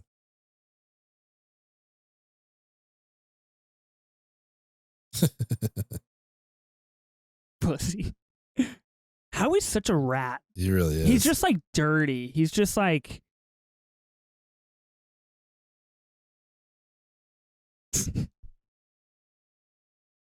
So, Safdie Brothers' next movie. Can we talk about this for a bit? Yeah. Fucking Judd Hirsch. I'm sorry. I cannot get over the fact that that's Judd Hirsch. I can't believe I just realized this. He's so good. Safdie Brothers' next movie. Adam Sandler. Rumor is that it's based in the world of sports card trading. Oh. I think that's all we know so far. We don't have any dates or anything like that. Are you in or are you out? I mean, you heard my story about KG. I had my basketball cards up in the hotel room, so I might have to dig them up and see what I can find. I'm super in, but I mean, Safdies have just become a directorial duo. It's just like whatever they're going to do, I want to check it out. You know, I wasn't around. You know, I wasn't privy to Good Time before this, but now seeing like, oh, you did Good Time, you did this. Like, I'm on board. Have you seen Benny Safdie produced a TV show on HBO that we just watched, really good, called Telemarketers? No, have you seen that? I have not. You should check it out. The documentary. These guys, like, I mean, same kind of time frame. I think like 2012, whatever, early like that. They started filming themselves as telemarketers and just like what the world is like there, and then all the way up to present day and how it's changed and stuff. But it's a three episode series. It's really good on HBO. And yeah, Benny Safdie was one of the producers on it, so check it out. That's interesting. That reminds me of two things. The first thing is that at New York Film Festival, a new Safdie production is debuting with Emma Stone and Nathan Fielder. Hell yeah. Do you know about this? Hell yeah, Nathan for you, baby. I love it, dude. Unbelievable that's happening. So that's really exciting. Second thing is Benny Safdie kind of just took a hard left on his career decisions and is like, I'm just gonna act all the time now. Yeah. Is in Licorice Pizza. He's in Oppenheimer. Did you see Oppenheimer? Do you think that's good for Benny or not? Yeah. Have I seen Oppenheimer? He's one of the. I did order the screenplay book a couple of weeks ago, and it should be coming up next week. So I'm excited to read it. Nice. Yeah. I mean, he's one of the better parts of Oppenheimer. I thought he's really good in that. So I dig it. Good. Like if you're getting the chances and you want to do that, I say go for it. It's funny because it's kind of the reverse of what happens normally, where people are actors and like, oh, I want to try out directing, but he's just like, but I guess he starred in a lot of the stuff that they directed. It's kind of, I'm surprised that like, you know, Raka, like the Talk to Me guys, because they star in all of their YouTube stuff. Almost thought one of them would have ended up in Talk to Me, but seriously, yeah, who knows? Maybe the next thing. Huh? Give me another chance. The coat, the pink coat. His jacket's so good. So good. It's a really interesting like visual tell as well.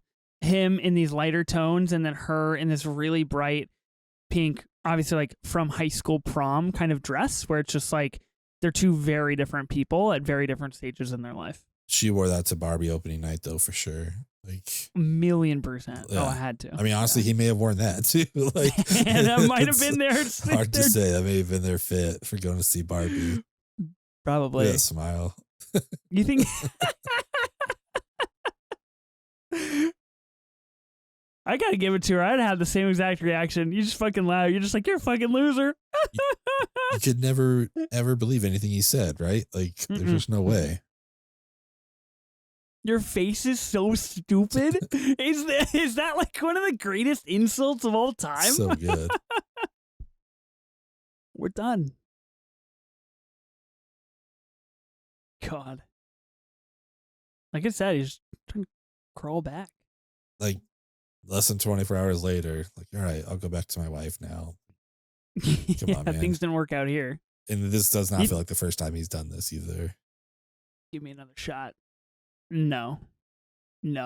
So that's one of my important questions to you I did want to ask you is when we see... Have I gone back to my wife after like my girlfriend dumped me? Is that the question? Yes. Have you ever had personal experience crawling back to your wife after your girlfriend dumped you?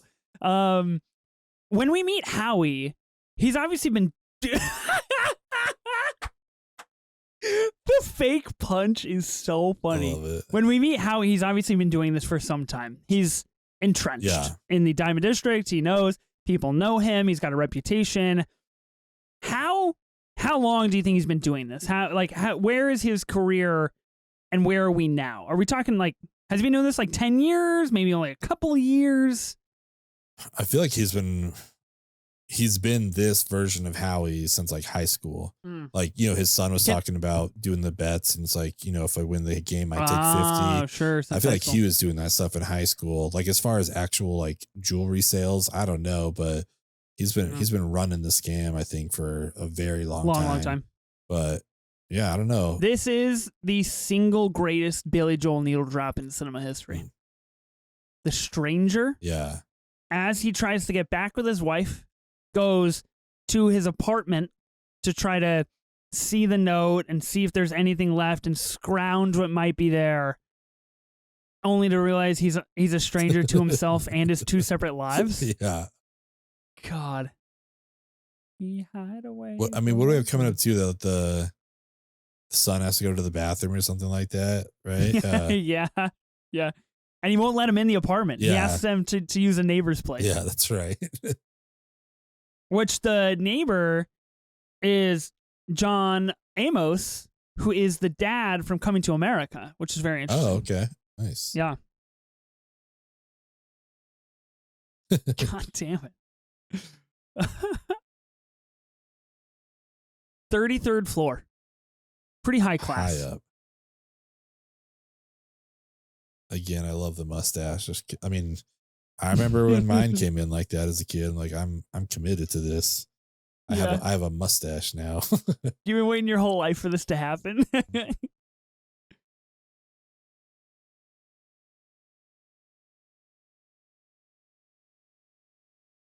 Yeah. That's him, yeah.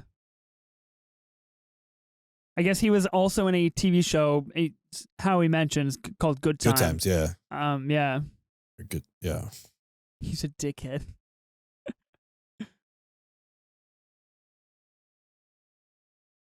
And he just keeps hearing the music coming from his room, which is wild. Die Hard 2. What else is Johnny Amos in? He's gonna go one. Dang, he's in Righteous Gemstones. Have you watched that? It's talking about HBO shows. No, I haven't yet. I heard it's very good though. Yeah, I want to see that. Who's the guy? John Goodman. He's in Righteous Gemstones? Yeah, and Danny McBride. Yep. Adam. I'm a big Devine. John Goodman fan because of the Flintstones. I grew up watching the live action Flintstones. Okay. And I was actually just talking to my wife about this the other day, which is very ironic. Of like, she mentioned something about like working in a mine for some reason. So I got brought up in conversation. Nice. And I was like, look, if I worked in a mine like the Flintstones and Halle Berry was trying to seduce me, see you later, adios. I'm following that path for sure. And then she's like, isn't she like bad in that movie and like destroys his life? And I was like, risk I got to take. I'm in that situation. when you're presented with that chance. And then I'll come crawling back to her. Give me another shot. So you a big Rosie O'Donnell fan too? Was that big on Rosie? Big Rosie fan. Big Rick Moranis fan though. Like I love Rick Moranis. Yeah, dude. I wish. Honey, I more Shrunk of the him. Kids. Incredible stuff. You know something that might be coming up with our musicals, Little Shop of Horrors. That's a great movie. I haven't seen that yet. You haven't? Nice. No, not yet. That's a favorite. That's a favorite of my partner. They have a Little Shop of Horror machine in Vegas, and we try to find those whenever we can. Good payout on the Little Shop of Horror machines. Little tip for anyone going to Vegas. Wow. Okay. Good. The more you know. It's good stuff.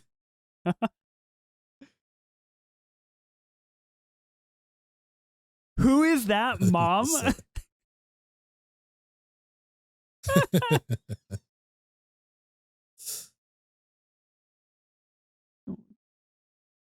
Dude, yeah, his son is caught in a tough place.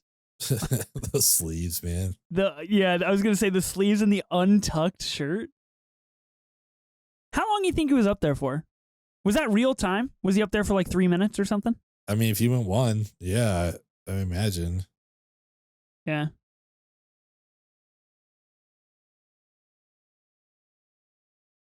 God, the smooth jazz. You get that smooth saxophone in the back. Wow.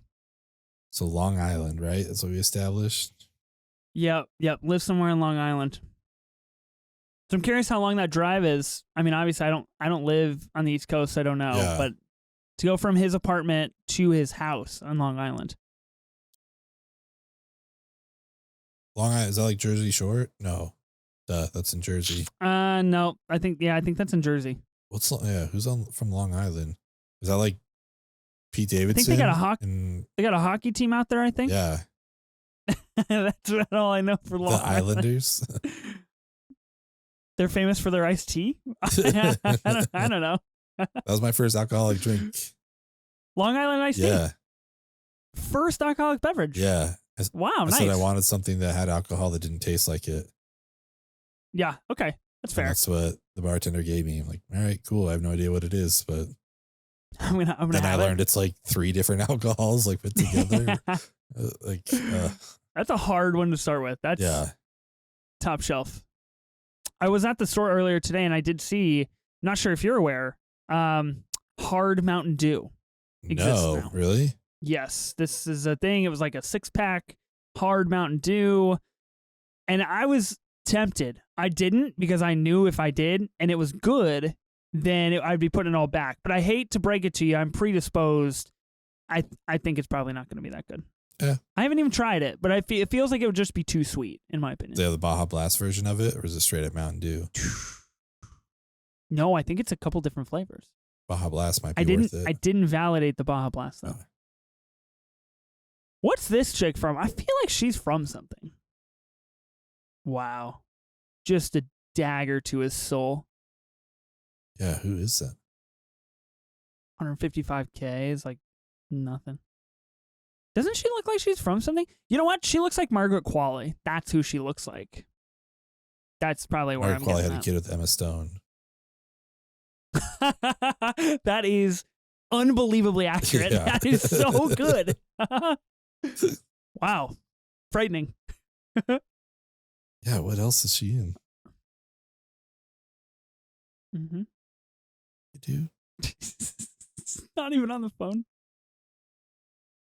She's got a legendary eyebrow raise ability. I mean, that's why she got the part, I'm sure. That was the audition. Can you raise one eyebrow, let's see please? the eyebrow. Can you do the rock eyebrow? Yeah, can you just look like you don't give a fuck about anything, please? Thanks. How do you think the Safdies got Tilda Swinton to do just a voice on the phone? I don't know. They just like email her, like hit her up and be like, yo, can you just like hit us with some lines? Is that when you pulled the Scorsese card? Or Probably. someone else, like some other connection of like, hey, can you do this bit? Yeah, can you like get in connection with this person? Yeah. Scorsese, man. What dude, seriously. That's a big pull. You don't say no to Scorsese. I think if you're Tilda Swinton, Scorsese calls. You think Scorsese calls, texts, or emails? What's his mode of communication? Yeah, that's a great question. I just don't see him as a person that like has a smartphone. You know what I mean? Like, you think he's rocking a flip device? Yeah, probably. Who knows? I don't even know if he has one. You know, like just like an assistant has his number kind of thing. Oh, true. So it's just strictly through his assistant. Yeah, I just picture when he's not on set, like he's at home in his home theater watching movies. Like hanging that's out, all I think he would do. Watching Heat. Yeah. Putting together all those like world cinema boxes for Criterion. Criterion, yeah. Probably for real. Well, I know he I love that he's on his daughter's TikTok from time to time. Yeah. Very quality content, honestly. But I think you're right. He strikes me as a fax machine kind of a guy. Yeah, probably. If it ain't broke, don't fix it, you know? Yeah. Like, I got to send a fax to my boy Tarantino real fast. Yeah. But wouldn't you treasure that, though, if you heard from Scorsese by fax?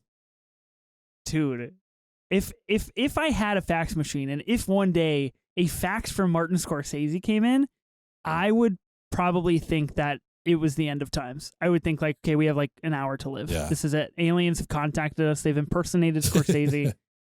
We're done. No, we're doomed. We're not. Yeah. Also, there's nothing else to live for. You know, I heard from Scorsese. Yeah. Like, what else? That's as good as it gets. Yeah. I do picture it all to go through his assistant though. That's fair. Yeah. I love the white sideburns on Judd. Yeah, it's really good. Would you do this? Would you do what Judd's doing here? Would you help him out and bid on the item, knowing you might get fucked in the end? I don't know, man. Like that's a lot. That's a big ask. Big jump. Oh.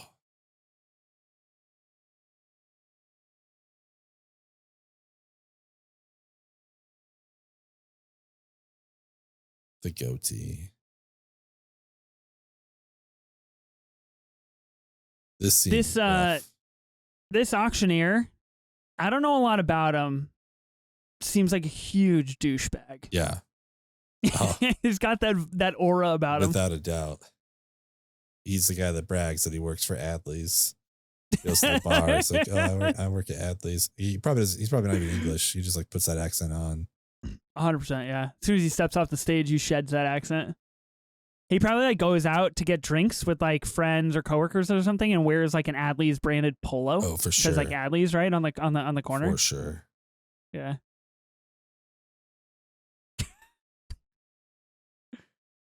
Really great casting though, So good. honestly, because it's just like another guy where you're just like, he gets out the vibe where you're just like, I don't fucking like this guy. Big front teeth on this guy, on this bloke here. That guy had Ghost in the Shell glasses too. He did, yeah. Big movie for round glasses it really here. Is. If we were doing a draft for round glasses, I think that's a top draft pick there. Yeah. Oof. You ever been to an auction? Like a silent auction. I've never anything like this where you like raise your hand. How about you? Yeah. No auction quite like this. I have been to a silent auction, and that is how I won my Dark Knight That's right. picture. That's right.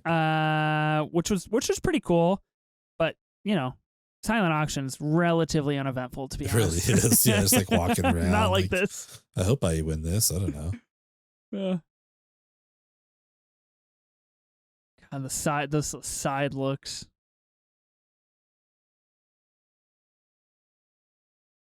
Judd. Judd. He just like his character from this to the Fablemans is literally like, just like polar opposite. He's so like insular in this role. He's like literally physically like short and like kind of hunched and like old. And in the Fablemans, he's just like so boisterous, larger than life. Yeah. Oof. This part too. God. This fast cutting between person to person. This is just like you put a pause on the bet, like. Mm-hmm. You think Arno deserves what's going on? Like, you think he deserves to be put in this state of limbo of like stressing out if he's going to get his money back? Because he did cancel the bet. Yeah, it is. Like that look from Judd, like, oh shit, what do we do? Fuck. That huge gulp, that physically noticeable gulp from Howie. Yeah. I mean, I feel the exact same way. You're just like, God damn it. He just shoves it back at him, doesn't he? Gooey. Great name. That looks like his Punch Drunk Love suit, right? It does. It does. He looks huge. He's swimming in that suit. He is. You ever get in the same spinning doors as somebody else in public? A little shuffle your feet. It's always the most awkward at the airport. Even though they're bigger, still awkward because you've got your luggage with you and it just never quite works out. Is this his high school jersey? What jersey does he have? For KG? Yeah, Good question. Like, I don't know if he ever wore like a yellow jersey. Hello. Played for the Timberwolves and the Celtics, but yeah. What do you think a player like that would be most inclined to sign? Obviously, a card is a good, like a rookie card is a good one. But like if you just bring like a current, like I guess in KG's situation, like, you know, the last season he played, if you just like bring that jersey, that's not very special. Like you said high school jersey, that's pretty good. Yeah, that'd be pretty cool. That'd be pretty special. Yeah, I wonder if like it would mean more to him to sign like a Minnesota one since he was there for so long, or if people are like more I don't know. Maybe they just don't care. Maybe it's like, thanks for being a fan, you know? Who knows? Yeah, I don't give a shit. I'll just sign it. Like Sandler, does he want to sign Uncut Gems DVD or does he want to sign Billy Madison? Or like a deep, like, do you want Little Nicky? You know what I mean? Do you want one of like the true fans? They're like, no. You want a deep cut? Yeah. That's tough. I would actually just get a print of the behind. Jesus fucking Christ. Dude, if that ever happened to me, I'd go down. Yeah. I'd just be like, admit me to the hospital. Fucking end it. Yeah, just pull the plug. Pull the plug. We're done. Stick a fork in me, Jerry. I'm done. His acting is so good here where he's like trying to get his throat back. Yeah. I feel like I heard something about this being a real scene. Like they really just like did this with people around and stuff and just threw him in. Oh. Jesus. Like this? I mean, probably the best way to get reactions out of people outside of hiring actors. I mean, how loud that water is in this edit. Yeah. You see, like, the lady behind them, they're just like, what the fuck is going... Like, she's staring at him.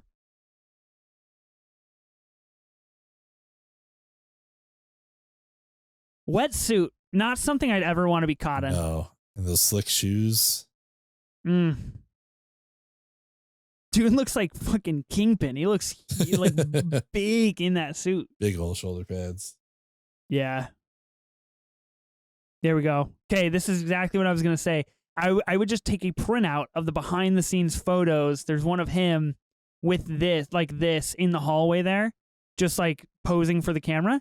I just get a nice 8x10 gloss print of that and have him sign that. Nice. And I think that would be a good deep cut for him. I like that.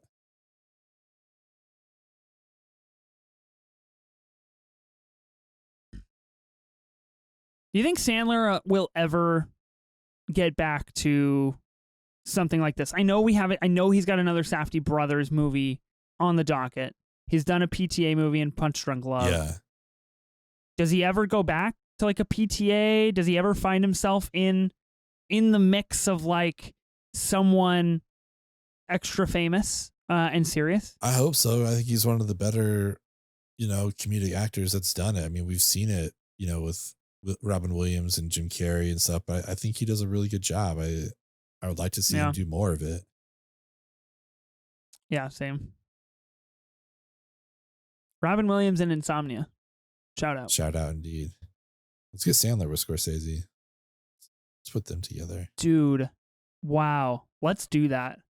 Feels like a He'd have to send him a fax, but that's okay. Yeah. I'm sure Sandler's got a fax machine. He seems like the director that pulls the best out of his actors, Yeah.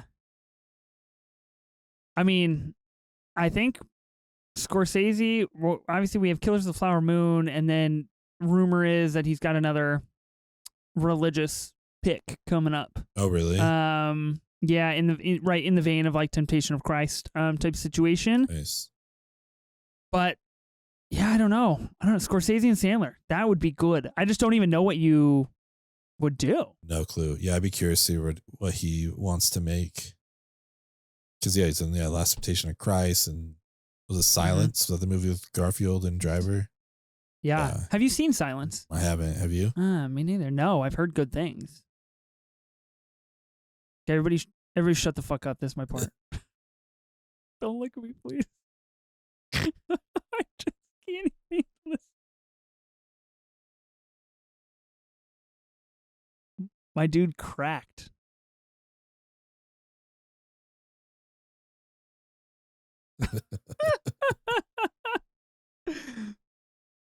So sad. Honestly, that's so funny too that she's like, I'm really upset too. It's like, you don't even fucking know.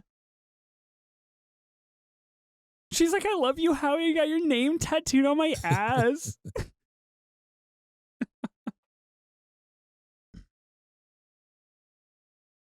Dude, that's not Kleenex, right? That's like scraps of paper shoved up his nose. That's like hard paper. Yeah. I feel like that's like the notice of like, this is now only worth $200,000. He's ripped it out. Oh shit! Yeah. Like, let me shove this up my broken nose.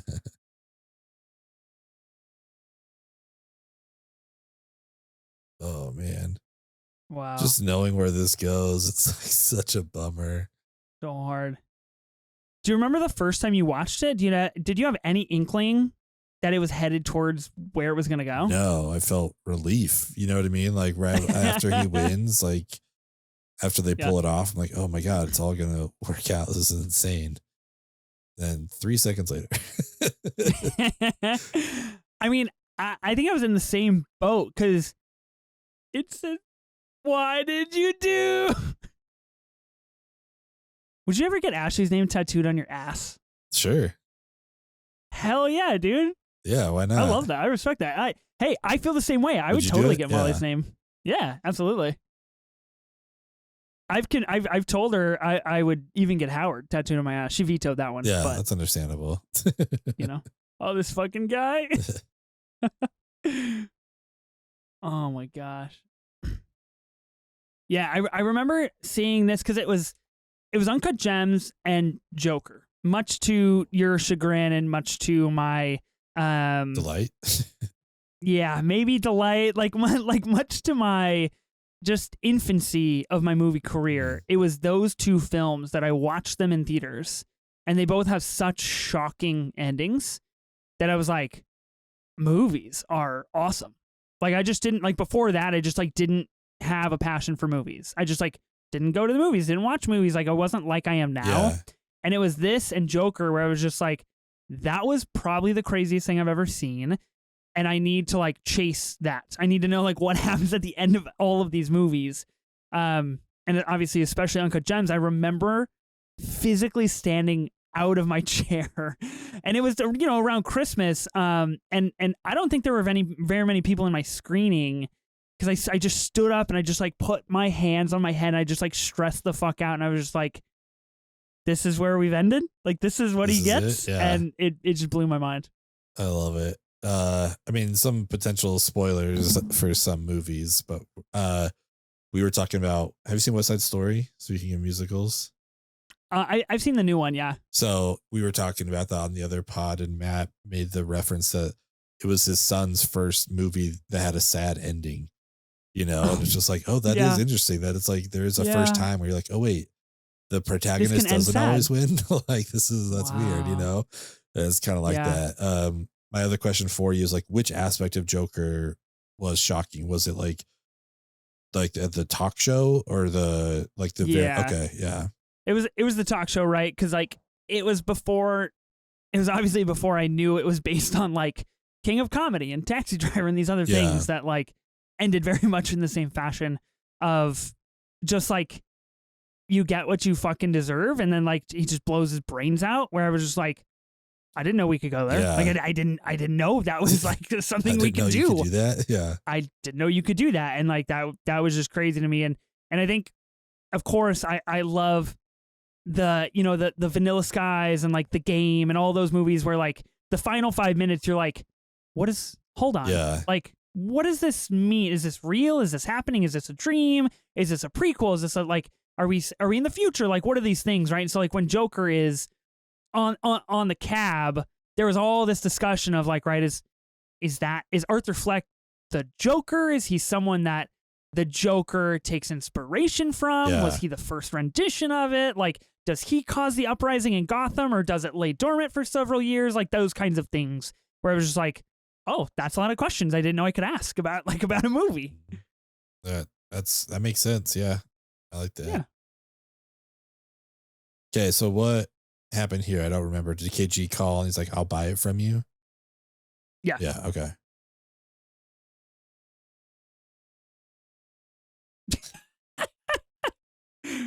Yeah. So, because he lost it at the auction, right? Yeah. So how he called him and was like, yo, you can buy it for this amount, and is trying to like, swim out of this situation. Yeah. He said he took what, 11 months, 17 months? It took like a long time to get this opal. Yeah. And he is gradually, which I think is so interesting about this movie, he's gradually and progressively devalued the opal as his own life becomes more and more devalued. Like in the beginning, he tells KG like, that's worth over $1 million. Like this is $1.5 million, this is $1.2 million. Yeah. Like I'm gonna get so paid for this and all my hard work and all this kind of stuff. And now we're sitting here and KG has offered him $165K cash, and he's like, okay, I'll take it. Like, I mean, we are fucking 20 minutes away from Howard's demise. Yeah. And I think it's a really telling and smart choice to like the descent is so quick on the value of the opal. It really is. And yeah, to only lose 25 grand on this, you would rather than lose 190. It's like, yeah, you take that deal, and we obviously know what he's going to do with that money. He's going to try to turn it, but it gets devalued so fast.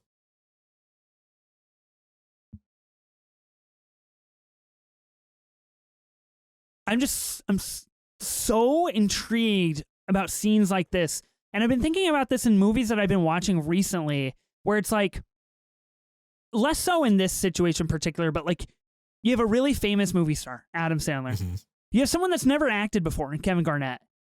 And they're going back and forth. They're just giving it to each other. I'm so curious of like, how do they build to this? What happens when the camera ends and stops, and what happens off screen? And like this energy that they keep going to like be like, hey, Adam Sandler, I know that you're very good at this and you've been doing it for 30 years. Kevin, you've never acted in your life, but you're doing a great job. Like, I just think it's interesting that they are in two very different positions and they can give it to each other in a great scene like this. I feel like they must have some connection, from all the courtside games, like Laker games and Knicks games that he's gone to. So they have some relationship, which is good. And then like all the times that Kevin Garnett's had to do interviews and all that kind of shit, like he is somewhat camera ready, but obviously making movies is like a different thing. But I do think there's probably some connection that they had beforehand that at least like would make KG feel safe to like try stuff. It's like, cool. It's like, let's get comfortable. And I think you see that in here because he does such a good job. KG's got some fucking huge earrings. Yeah, he does. Some monsters. Yeah.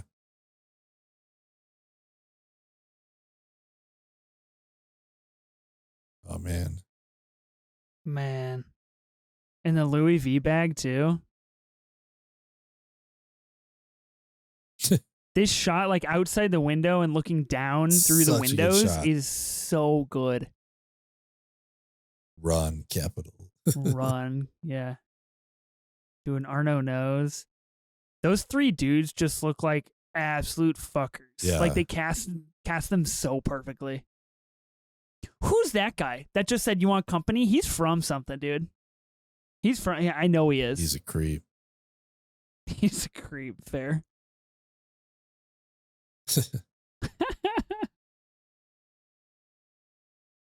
I love the hair. And like the score again, like it's not going to let up for the next 20 minutes. Right. It just keeps going.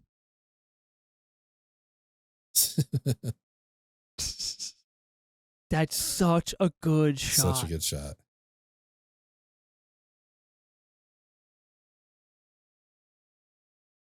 That'd be sick, bro. Would you ever want to book a ride on a Blade? Yeah, I don't know what the fuck that is, but yeah, let's do it. Is it like a private jet? What's a Blade? No, it's like a helicopter. Oh, okay. Yeah. It's like a private helicopter ride. Like what the Roys take everywhere. Exactly. It's a big Roy energy. Oh. And this is where you get that real big combination. Like I said earlier, you get that really angelic choral music when they have their big blow up at the club. But now we get both. We get this like pitter patter of the drums and the angelic choir. And you're like basically crescendoing to a massive explosion. Mm-hmm. It's so perfect. Okay, let me ask you this. Yeah. Something I've been trying to decide for a while. An Uncut Gems tattoo. I need this. Just gonna ask. And you if listeners have made it this far in the pod, I commend you, and I'm very impressed, and I need your input. What do I get? Right? Because I said I can't get the Howie on my butt. That's just it's not approved. Yeah. So, what's the next thing besides just like a diamond? Right? Like that's kind of lame. Get that Furby. Dude, I don't know if I don't know, man. I commit, but that's commitment. That is commitment that's for hardcore. Sure. That's hardcore. I don't know. What would be the next thing? I don't know. It's like so obscure. There's like nothing that you can really land on, you know? Like an icon. I'd consider a portrait of Howie. I don't know if that would go over well, though. Get Howie getting thrown into the trunk. Dude, that shot, too, is so good. So good, yeah. The zoom of him falling.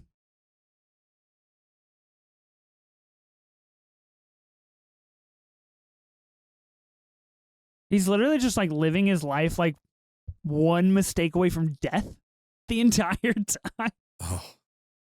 And again, this music just pulsating. Gosh. I always forget, you got to rank this up there among the sweatiest movies. Yeah. Because when we get to the end here, sweating fucking balls in that glass room. Oh, yeah. This is, I can't wait to get to that. It's so good. Just him watching the game, just sitting there slapping the TV. Like, I love it. I mean, you can tell the gears turning so fast in how he's head of like, what am I going to say? What am I going to do? How do I buy this out? Yeah. I can't, oh my God.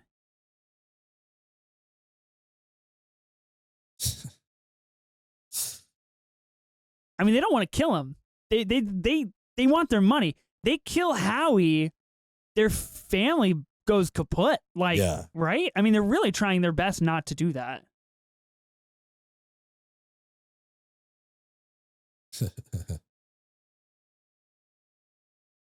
What are your movie tattoos that you have? I know you have a Guardians. You have a Trip to the Moon. Right? Trip to the Moon, Guardians, Death Star. Death Star's pretty good. My first one was like a mix of Harry Potter and Led Zeppelin. Is the Deathly Hallows. Oh, that's fire. I got Ferris on my legs. I have Life Moves Pretty Fast on my leg. Oh, I did not know that. Really? Yeah, a little thigh tattoo. That's cool. That's clutch. I also have I have another Ferris one on my arm. What else do I have? Wow, nice. So I'm slacking. My favorite movies, I'm slacking on. I need a double tat. Get the double. Get the double. So, what would you match up with Uncut Gems? Do you have a La La Tough, Land man. one? I do not have a La La Land tattoo. Is that still in the top 5? Yeah, wow. The gun comes out. Bulletproof glass. Yikes. Yeah, La La Land is up there for sure. But I think like a Before Sunset. Like, how do you get a Before Sunset tat, right? Ooh. Like, I don't know how you accomplish that. I have a Heat tattoo in my juice box that says action. Yeah, what else do you I have have? an Everything Everywhere All at Once tat. I have the googly eyed rock. Yeah. I do have a triangle like on my arm that I got to like match my wife, and we have these triangles in the same spot. But it's on the arm in which I have most of my movie tattoos. And so I was like, how do I, like, that's the odd one out. She's like, you should put a teardrop under it for Triangle of Sadness. And I was like, that is fucking genius. Yeah. So I might do that. I also have a Kylo Ren tattoo. Oh, that's right. From Last Jedi. I forgot about that one. Yeah. Yeah. Got a few. And then I have a Better Call Saul tattoo on my leg. I've got a Cinnabon that's got like the scales on it, the scales of justice. That's a show I need to watch. Oh, very good. Highly recommend. Nice. I was big on Breaking Bad. I don't know why. I just never got into Better Call Saul. Yeah, it took me a while, but once I got in, it was just like Breaking Bad. You kind of just hit it hard. Easy to commit, yeah. Yeah, easy to commit. The gong on this score is really scary. Okay, what's your take on this guy? I waited the whole movie to get to this guy. Give me your take on this fucking old guy. He's here. living his best life, man. He's just doing it. Dude, he really is, though. The blade. All right. How much does a blade cost? Like a blade trip. How much do you think? I honestly would have no clue where to even start. Like $1,000? No. Like, how far? I have no idea. How far are they going? Like, where's the Mohican? Is that? They're going from Manhattan to some kind of casino. Yeah. I can't remember.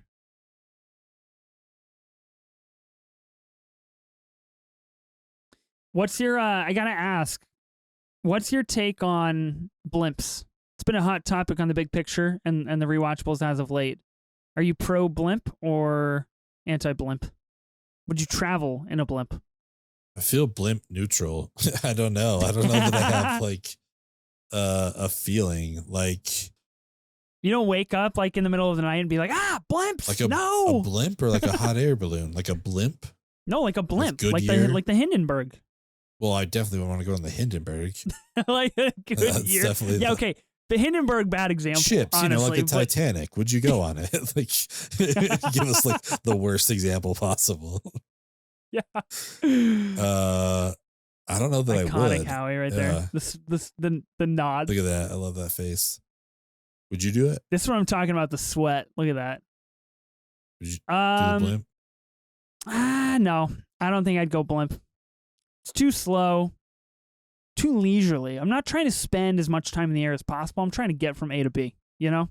Yeah. And I kind of feel the same about like a hot air balloon. Like as a person who's afraid of falling, that just seems like the literal worst option. Like I can't imagine 100%.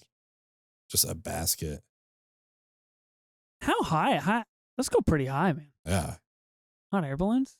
Yeah. His stare is like just, it's what I think about when I think about this movie. Like Arno's stare is so good. Yes. You having fun? Yes. Yes. I'm gonna start saying I noticed earlier another quote that I'm just gonna start working into life of like, if someone's like, hey, do you wanna do this? Do you wanna, whatever? I'm gonna be like, let's fucking bet on it. And I'm just gonna whip that out all the time. Fucking bet on it.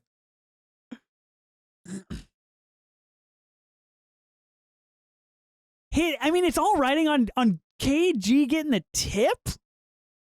Right out That's the gate. psychotic. That's psychotic.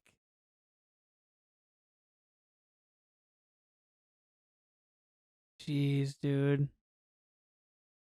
I mean, I've seen this movie a lot. I still get nervous. Yeah. I'm still like, is he gonna get the tip or not? Oh my God. We would have been fucked if we didn't get that. Oh my God. And again, like he's just like sitting in his sanctuary, like it's happening in his shop. He's alone, right? Yeah. I mean, theoretically, like they're locked in that room. Nobody else is in there with him. My man just wants to watch some basketball, win some money. And he does it. That's all he ever wanted. Hey.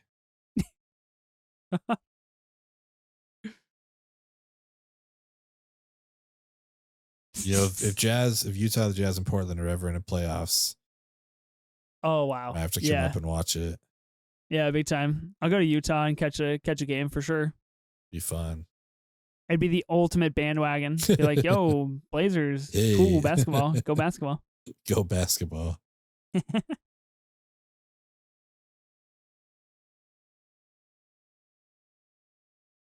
This is it. Is this guy a widow or has he always been single? He feels like he's been living the single life. Like I can't imagine. Yeah. That or he's divorced. He's like divorce, big divorce energy. He's had 3 wives and he's just finally like, nah, I'm calling it. He's like, nah, I'm just gonna get it. Well, whenever. Yeah. Billionaire, right? I mean, he's got big billionaire energy. For sure.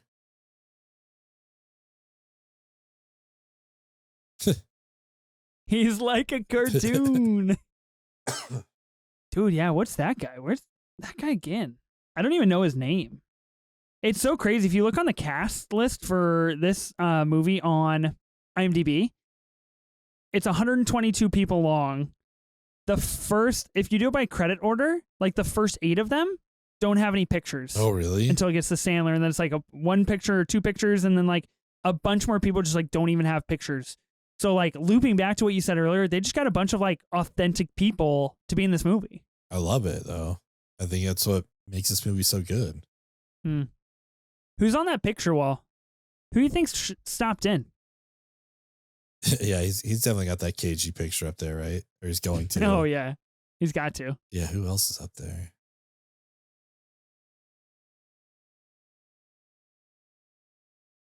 I don't know.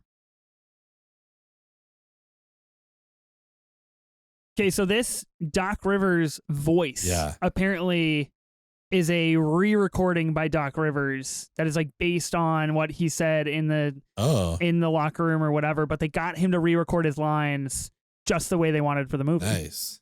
Yeah, I didn't know that. He's got a very distinct voice for sure. If your name is Doc, you're going places in life. That's all I'm going to say about that. His son's in the NBA too. Oh, really? Austin, I believe. Okay. With a last name like Rivers, I would be far too tempted to name my child something absolutely stupid as fuck. You attempted to? No, I would be tempted to name him like Flowing Rivers or something. Gotcha. Yeah. What's the score? Are they winning? That's one of my favorite parts of Ferris Bueller. And it's like, what's the score? 0-0. Who's winning? So good. I think in another life, Howie would have been an excellent, like sports journalist personality. Yeah. Like give him his own morning talk show. Like he would just crush it on the microphone. He'd be Francesa for sure. Yeah, big time. Right? Or maybe he'd be the Mad Dog part. Fairly safe career considering what he's got into right now. Yes. That would be a lot better for our guy. I love that we get the Howie voiceover away from the shop in this situation. I mean, he's the driving energy and the driving force of like this final 20-minute swing. And again, like the score is not letting up, like still moving along. The iPad. What's my guy been doing since the time he saw her down in the lobby until now? If he needed a shower, he could have. Making money, making plans, making money. Making money. There you go. KG Wow. had such a smooth shot. Yeah. So good. It's like crazy how KG aged. Does not look any different than like his character in the movie. Yeah. I think that's why he was like the perfect I mean, minus the cast, facial 'cause- hair, like specifically, but yeah. Yeah. 10 years later and still looks the same. So cool. I want to go out. Okay. Rondo. Okay, you mentioned at the beginning, movie's part of the Criterion Collection. If you want to own it on physical, you should get it. I Yeah. highly recommend it. Do you own it? Do I? Yeah, the Criterion yeah. version. Yeah, for Okay, sure. good. Barnes and Noble, Yeah, half me off. too. Yep, I own the Criterion version. Just smoking in there. I own the Criterion version. I also own a regular Blu-ray edition. Oh, really? Just in case. You never Committed. know. You know? I like it. Got to stay committed to the faves. Yeah, fucking gem. Yeah, shot. Woof.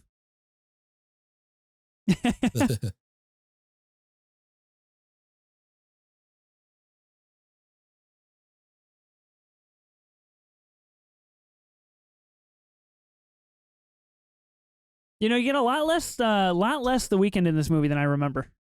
It's like 10 minutes and that's it. Very welcome, though. I'm very happy about that. Yeah, no complaints. No complaints. See, and now we're back to the score that started us off. It's very like eerie, kind of like transcendent score Yeah. that we haven't ambient. heard since the very beginning. Yeah. Which is such a fucking play because, and that's I think what makes it so shocking is like, it is peaceful and you haven't heard it since the beginning when like everything was okay and they're winning and like we just did it and we're getting the payout and like, oh my God, he Ballsy did win. it and how he won.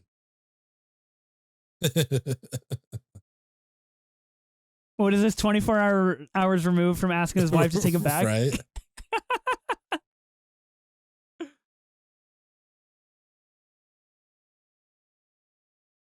So obviously Arno in this situation is happy. I mean, that smile, that blink is enough to be like, wow, He's going to get his money. I should have trusted Yeah. him. Like I'm getting my money. Really, Arno needs better henchmen.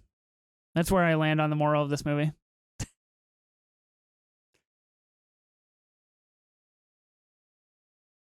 Oh my God. Just like, Ben, stop. God, Jesus Ugh. Christ. Oh my God.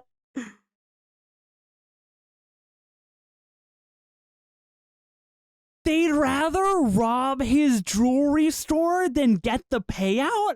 It's insane. Now they're turning on Arno?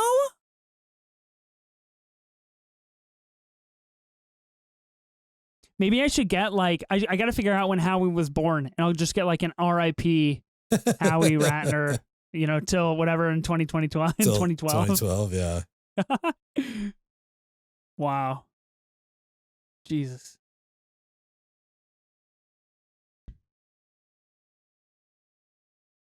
I'd be so mad if I was Arno. Dude, I mean, look at it. He's trying to get out. He's trying to leave. He knows he's next. Oh my God. So these guys aren't family. And they're just like, I just want to steal things and kill people. They're just going to, yeah. Even though the money's coming. Wow. You're totally right, though. It is some form of like relief where like Howard is dead and you're like, you can take a breath because like you don't have to put up with the shenanigans anymore. It's all these people in his life that have no idea yet. Okay, let me ask you rewatchable style here. What happens in the day, the 2 days, the week following this incident and when the movie stops? What happens? Yeah. Like, what do you think goes down? His family has to find out about it somehow. His wife knows. His kids are going to find out that he's dead. KG is going to find out that he's dead. Like, does this change does this change how KG feels about the opal? Like, things like that. I mean, I don't think KG finds anything out, unless Damani tells him. And you don't think Damani would tell him? I don't know why he would, Yeah. I wonder if Julia keeps all the money once she finds out? Like, yeah, that's kind of my core question. I think she keeps the money because these henchmen don't know about her, right? Or they don't know who it is. Yeah. No, because they thought she was over there, but then the guy collected the money, and so they don't know where she went. Yeah. Oh. Yeah. What an ending. I mean, so is his wife is inherently sad on some level, but like, how long does she mourn? I don't know if it's that long. Yeah, I mean, she probably mourned the relationship a while ago. Like, I don't know that it's still, she'll be sad, obviously, but yeah. Yeah. Yeah, no, I think Julia gets out on the best terms here. I think she gets the money. She loved Howie, but what the fuck? Yeah. She'll find somebody else. Oh, man. And then back to that same beginning shot. Yep. It's like ethereal peace. Oh. Wow. Well, we did it. We did it, man. First watch along. I mean, I think it's really gorgeous to do this too, because like the fate of the opal and like the destiny that the opal consumes has been written in it for millions of years. Like, this opal got there for a reason, and Howie died for a reason. Like, all of this energy was possessed in the opal from the beginning. Yeah. I love that. And it all culminated in this. Wow. Dude, R.I.P. Howie, honestly. Yeah, maybe that's what you need. Just R.I.P. Howie. He had a tough draw. I love this song during the credits. I have it on one of my playlists, and I listen to it all of the time. It's Who is it? I don't know. I have no idea. Nice.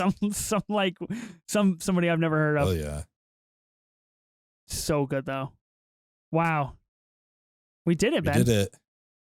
How do you feel? First watch long of the pod, complete. I think it's a good one to start with. I'd be super curious to hear what other people, like what other movies people would want us to cover. This one was fun though. It's nice to throw back to the very first episode of the pod. Episode number 1. Yeah. Gosh. So where does Uncut Gems rank for you in your A24 rankings? Now that you've seen it again, now that you're fresh off a watch. Top 3rd for sure. I don't know exactly. Wow. Like, I don't know. That's like top 5 or anything like that, but it's like, it's up there without a doubt. Right after The Witch, probably. Look at board operator's name, Paul Dickover. That's a bummer of a last name, man. That's a real bummer of a last name. That's tough. Yeah. That's a bad draw. Yeah, this is right after The Witch for sure. Of course. God, man, if people made us watch that would just be me shitting on it for however long it is. I think that's what we should do. We should if you're a patron member, I'll give you a vote, and then whatever you vote, that's what we got to watch. I'm up for Guess it. it's The Witch. Make it happen. A little Black Phillip action. Oh, wow. Okay, Ben. Well, I mean, the credits are rolling. Yeah.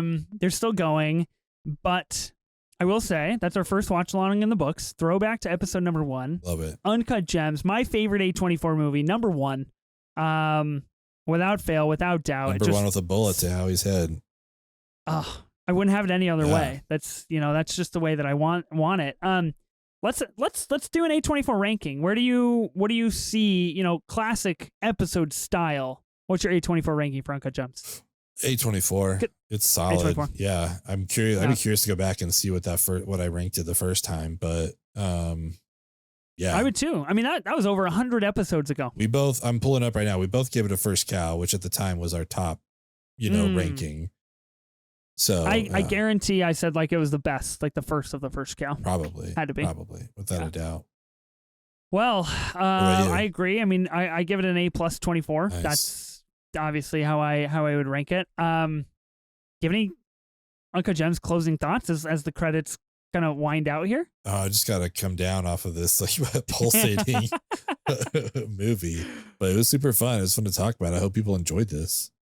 So electric, honestly. It is one of those movies that you finish and you kind of are consumed for like the rest of the night thinking about it, or you're just like, wow, it's like, damn, I can't believe that went down that way. Yes. Yeah, I'm so thankful that we did this and that hopefully, people listened. I'd be really curious if people want us to do another one. Might do these on a semi-regular basis. We'll see what we can do. We obviously have jobs and families and things, and this is not that. So we'll see what we can squeeze in the schedule. But I had a blast, dude. This was great. Yeah, this was a lot of fun. We're back next week, back to the show, right? We are, yeah. About? So regular episode of the pod next week. We are talking about Mississippi Grind, a movie that you've seen, I believe. Also a gambling movie. Yes. Back to the gambling. Ryan Reynolds and Ben Mendelsohn. Yes, Ben Mendelsohn. And we are having a special guest on the pod, Tyler Whitmore from the Real Talk podcast, also a pretty prominent voice over in the film talk sphere of TikTok. So very excited to get him on the show. I've never seen Mississippi Grind, and I'm pretty cold on Ryan Reynolds, and I'm pretty hot on Mendelsohn. So really interested to see where I land with that one. I'm very curious. I think this will. I don't want to guess, but I will guess that I think this will be good for your Reynolds feelings. I think okay. Not necessarily put me back on the right track completely, but I think you'll enjoy this version of him for sure. Oh, well, I'm very excited. That's going to be pretty cool. Yeah. I think Uncut Gems has officially ended, Ben. I think we made it through the credits, through the banger final song. We did it. And we did it. It's in the books. Super exciting. Super fun. Let us know what you guys thought about this episode and what other movies you want us to watch along for. This was a good time. I hope you all enjoyed it. Good time, huh? I gotcha. We are on Twitter and Instagram at 24 minutes of A24. We're also on YouTube where you could watch this and the movie and watch along with us. So yeah, thanks again everyone for your support. If you want, we have a Patreon that you can sign up for where we talk about movies that aren't in the A24 library. It's a lot of fun. You can go support us there if you want, but thanks so much just for listening. We really appreciate having you all here. I am Ben Lawhorn. And I'm Ethan Simi. Holy shit, I'm going to come.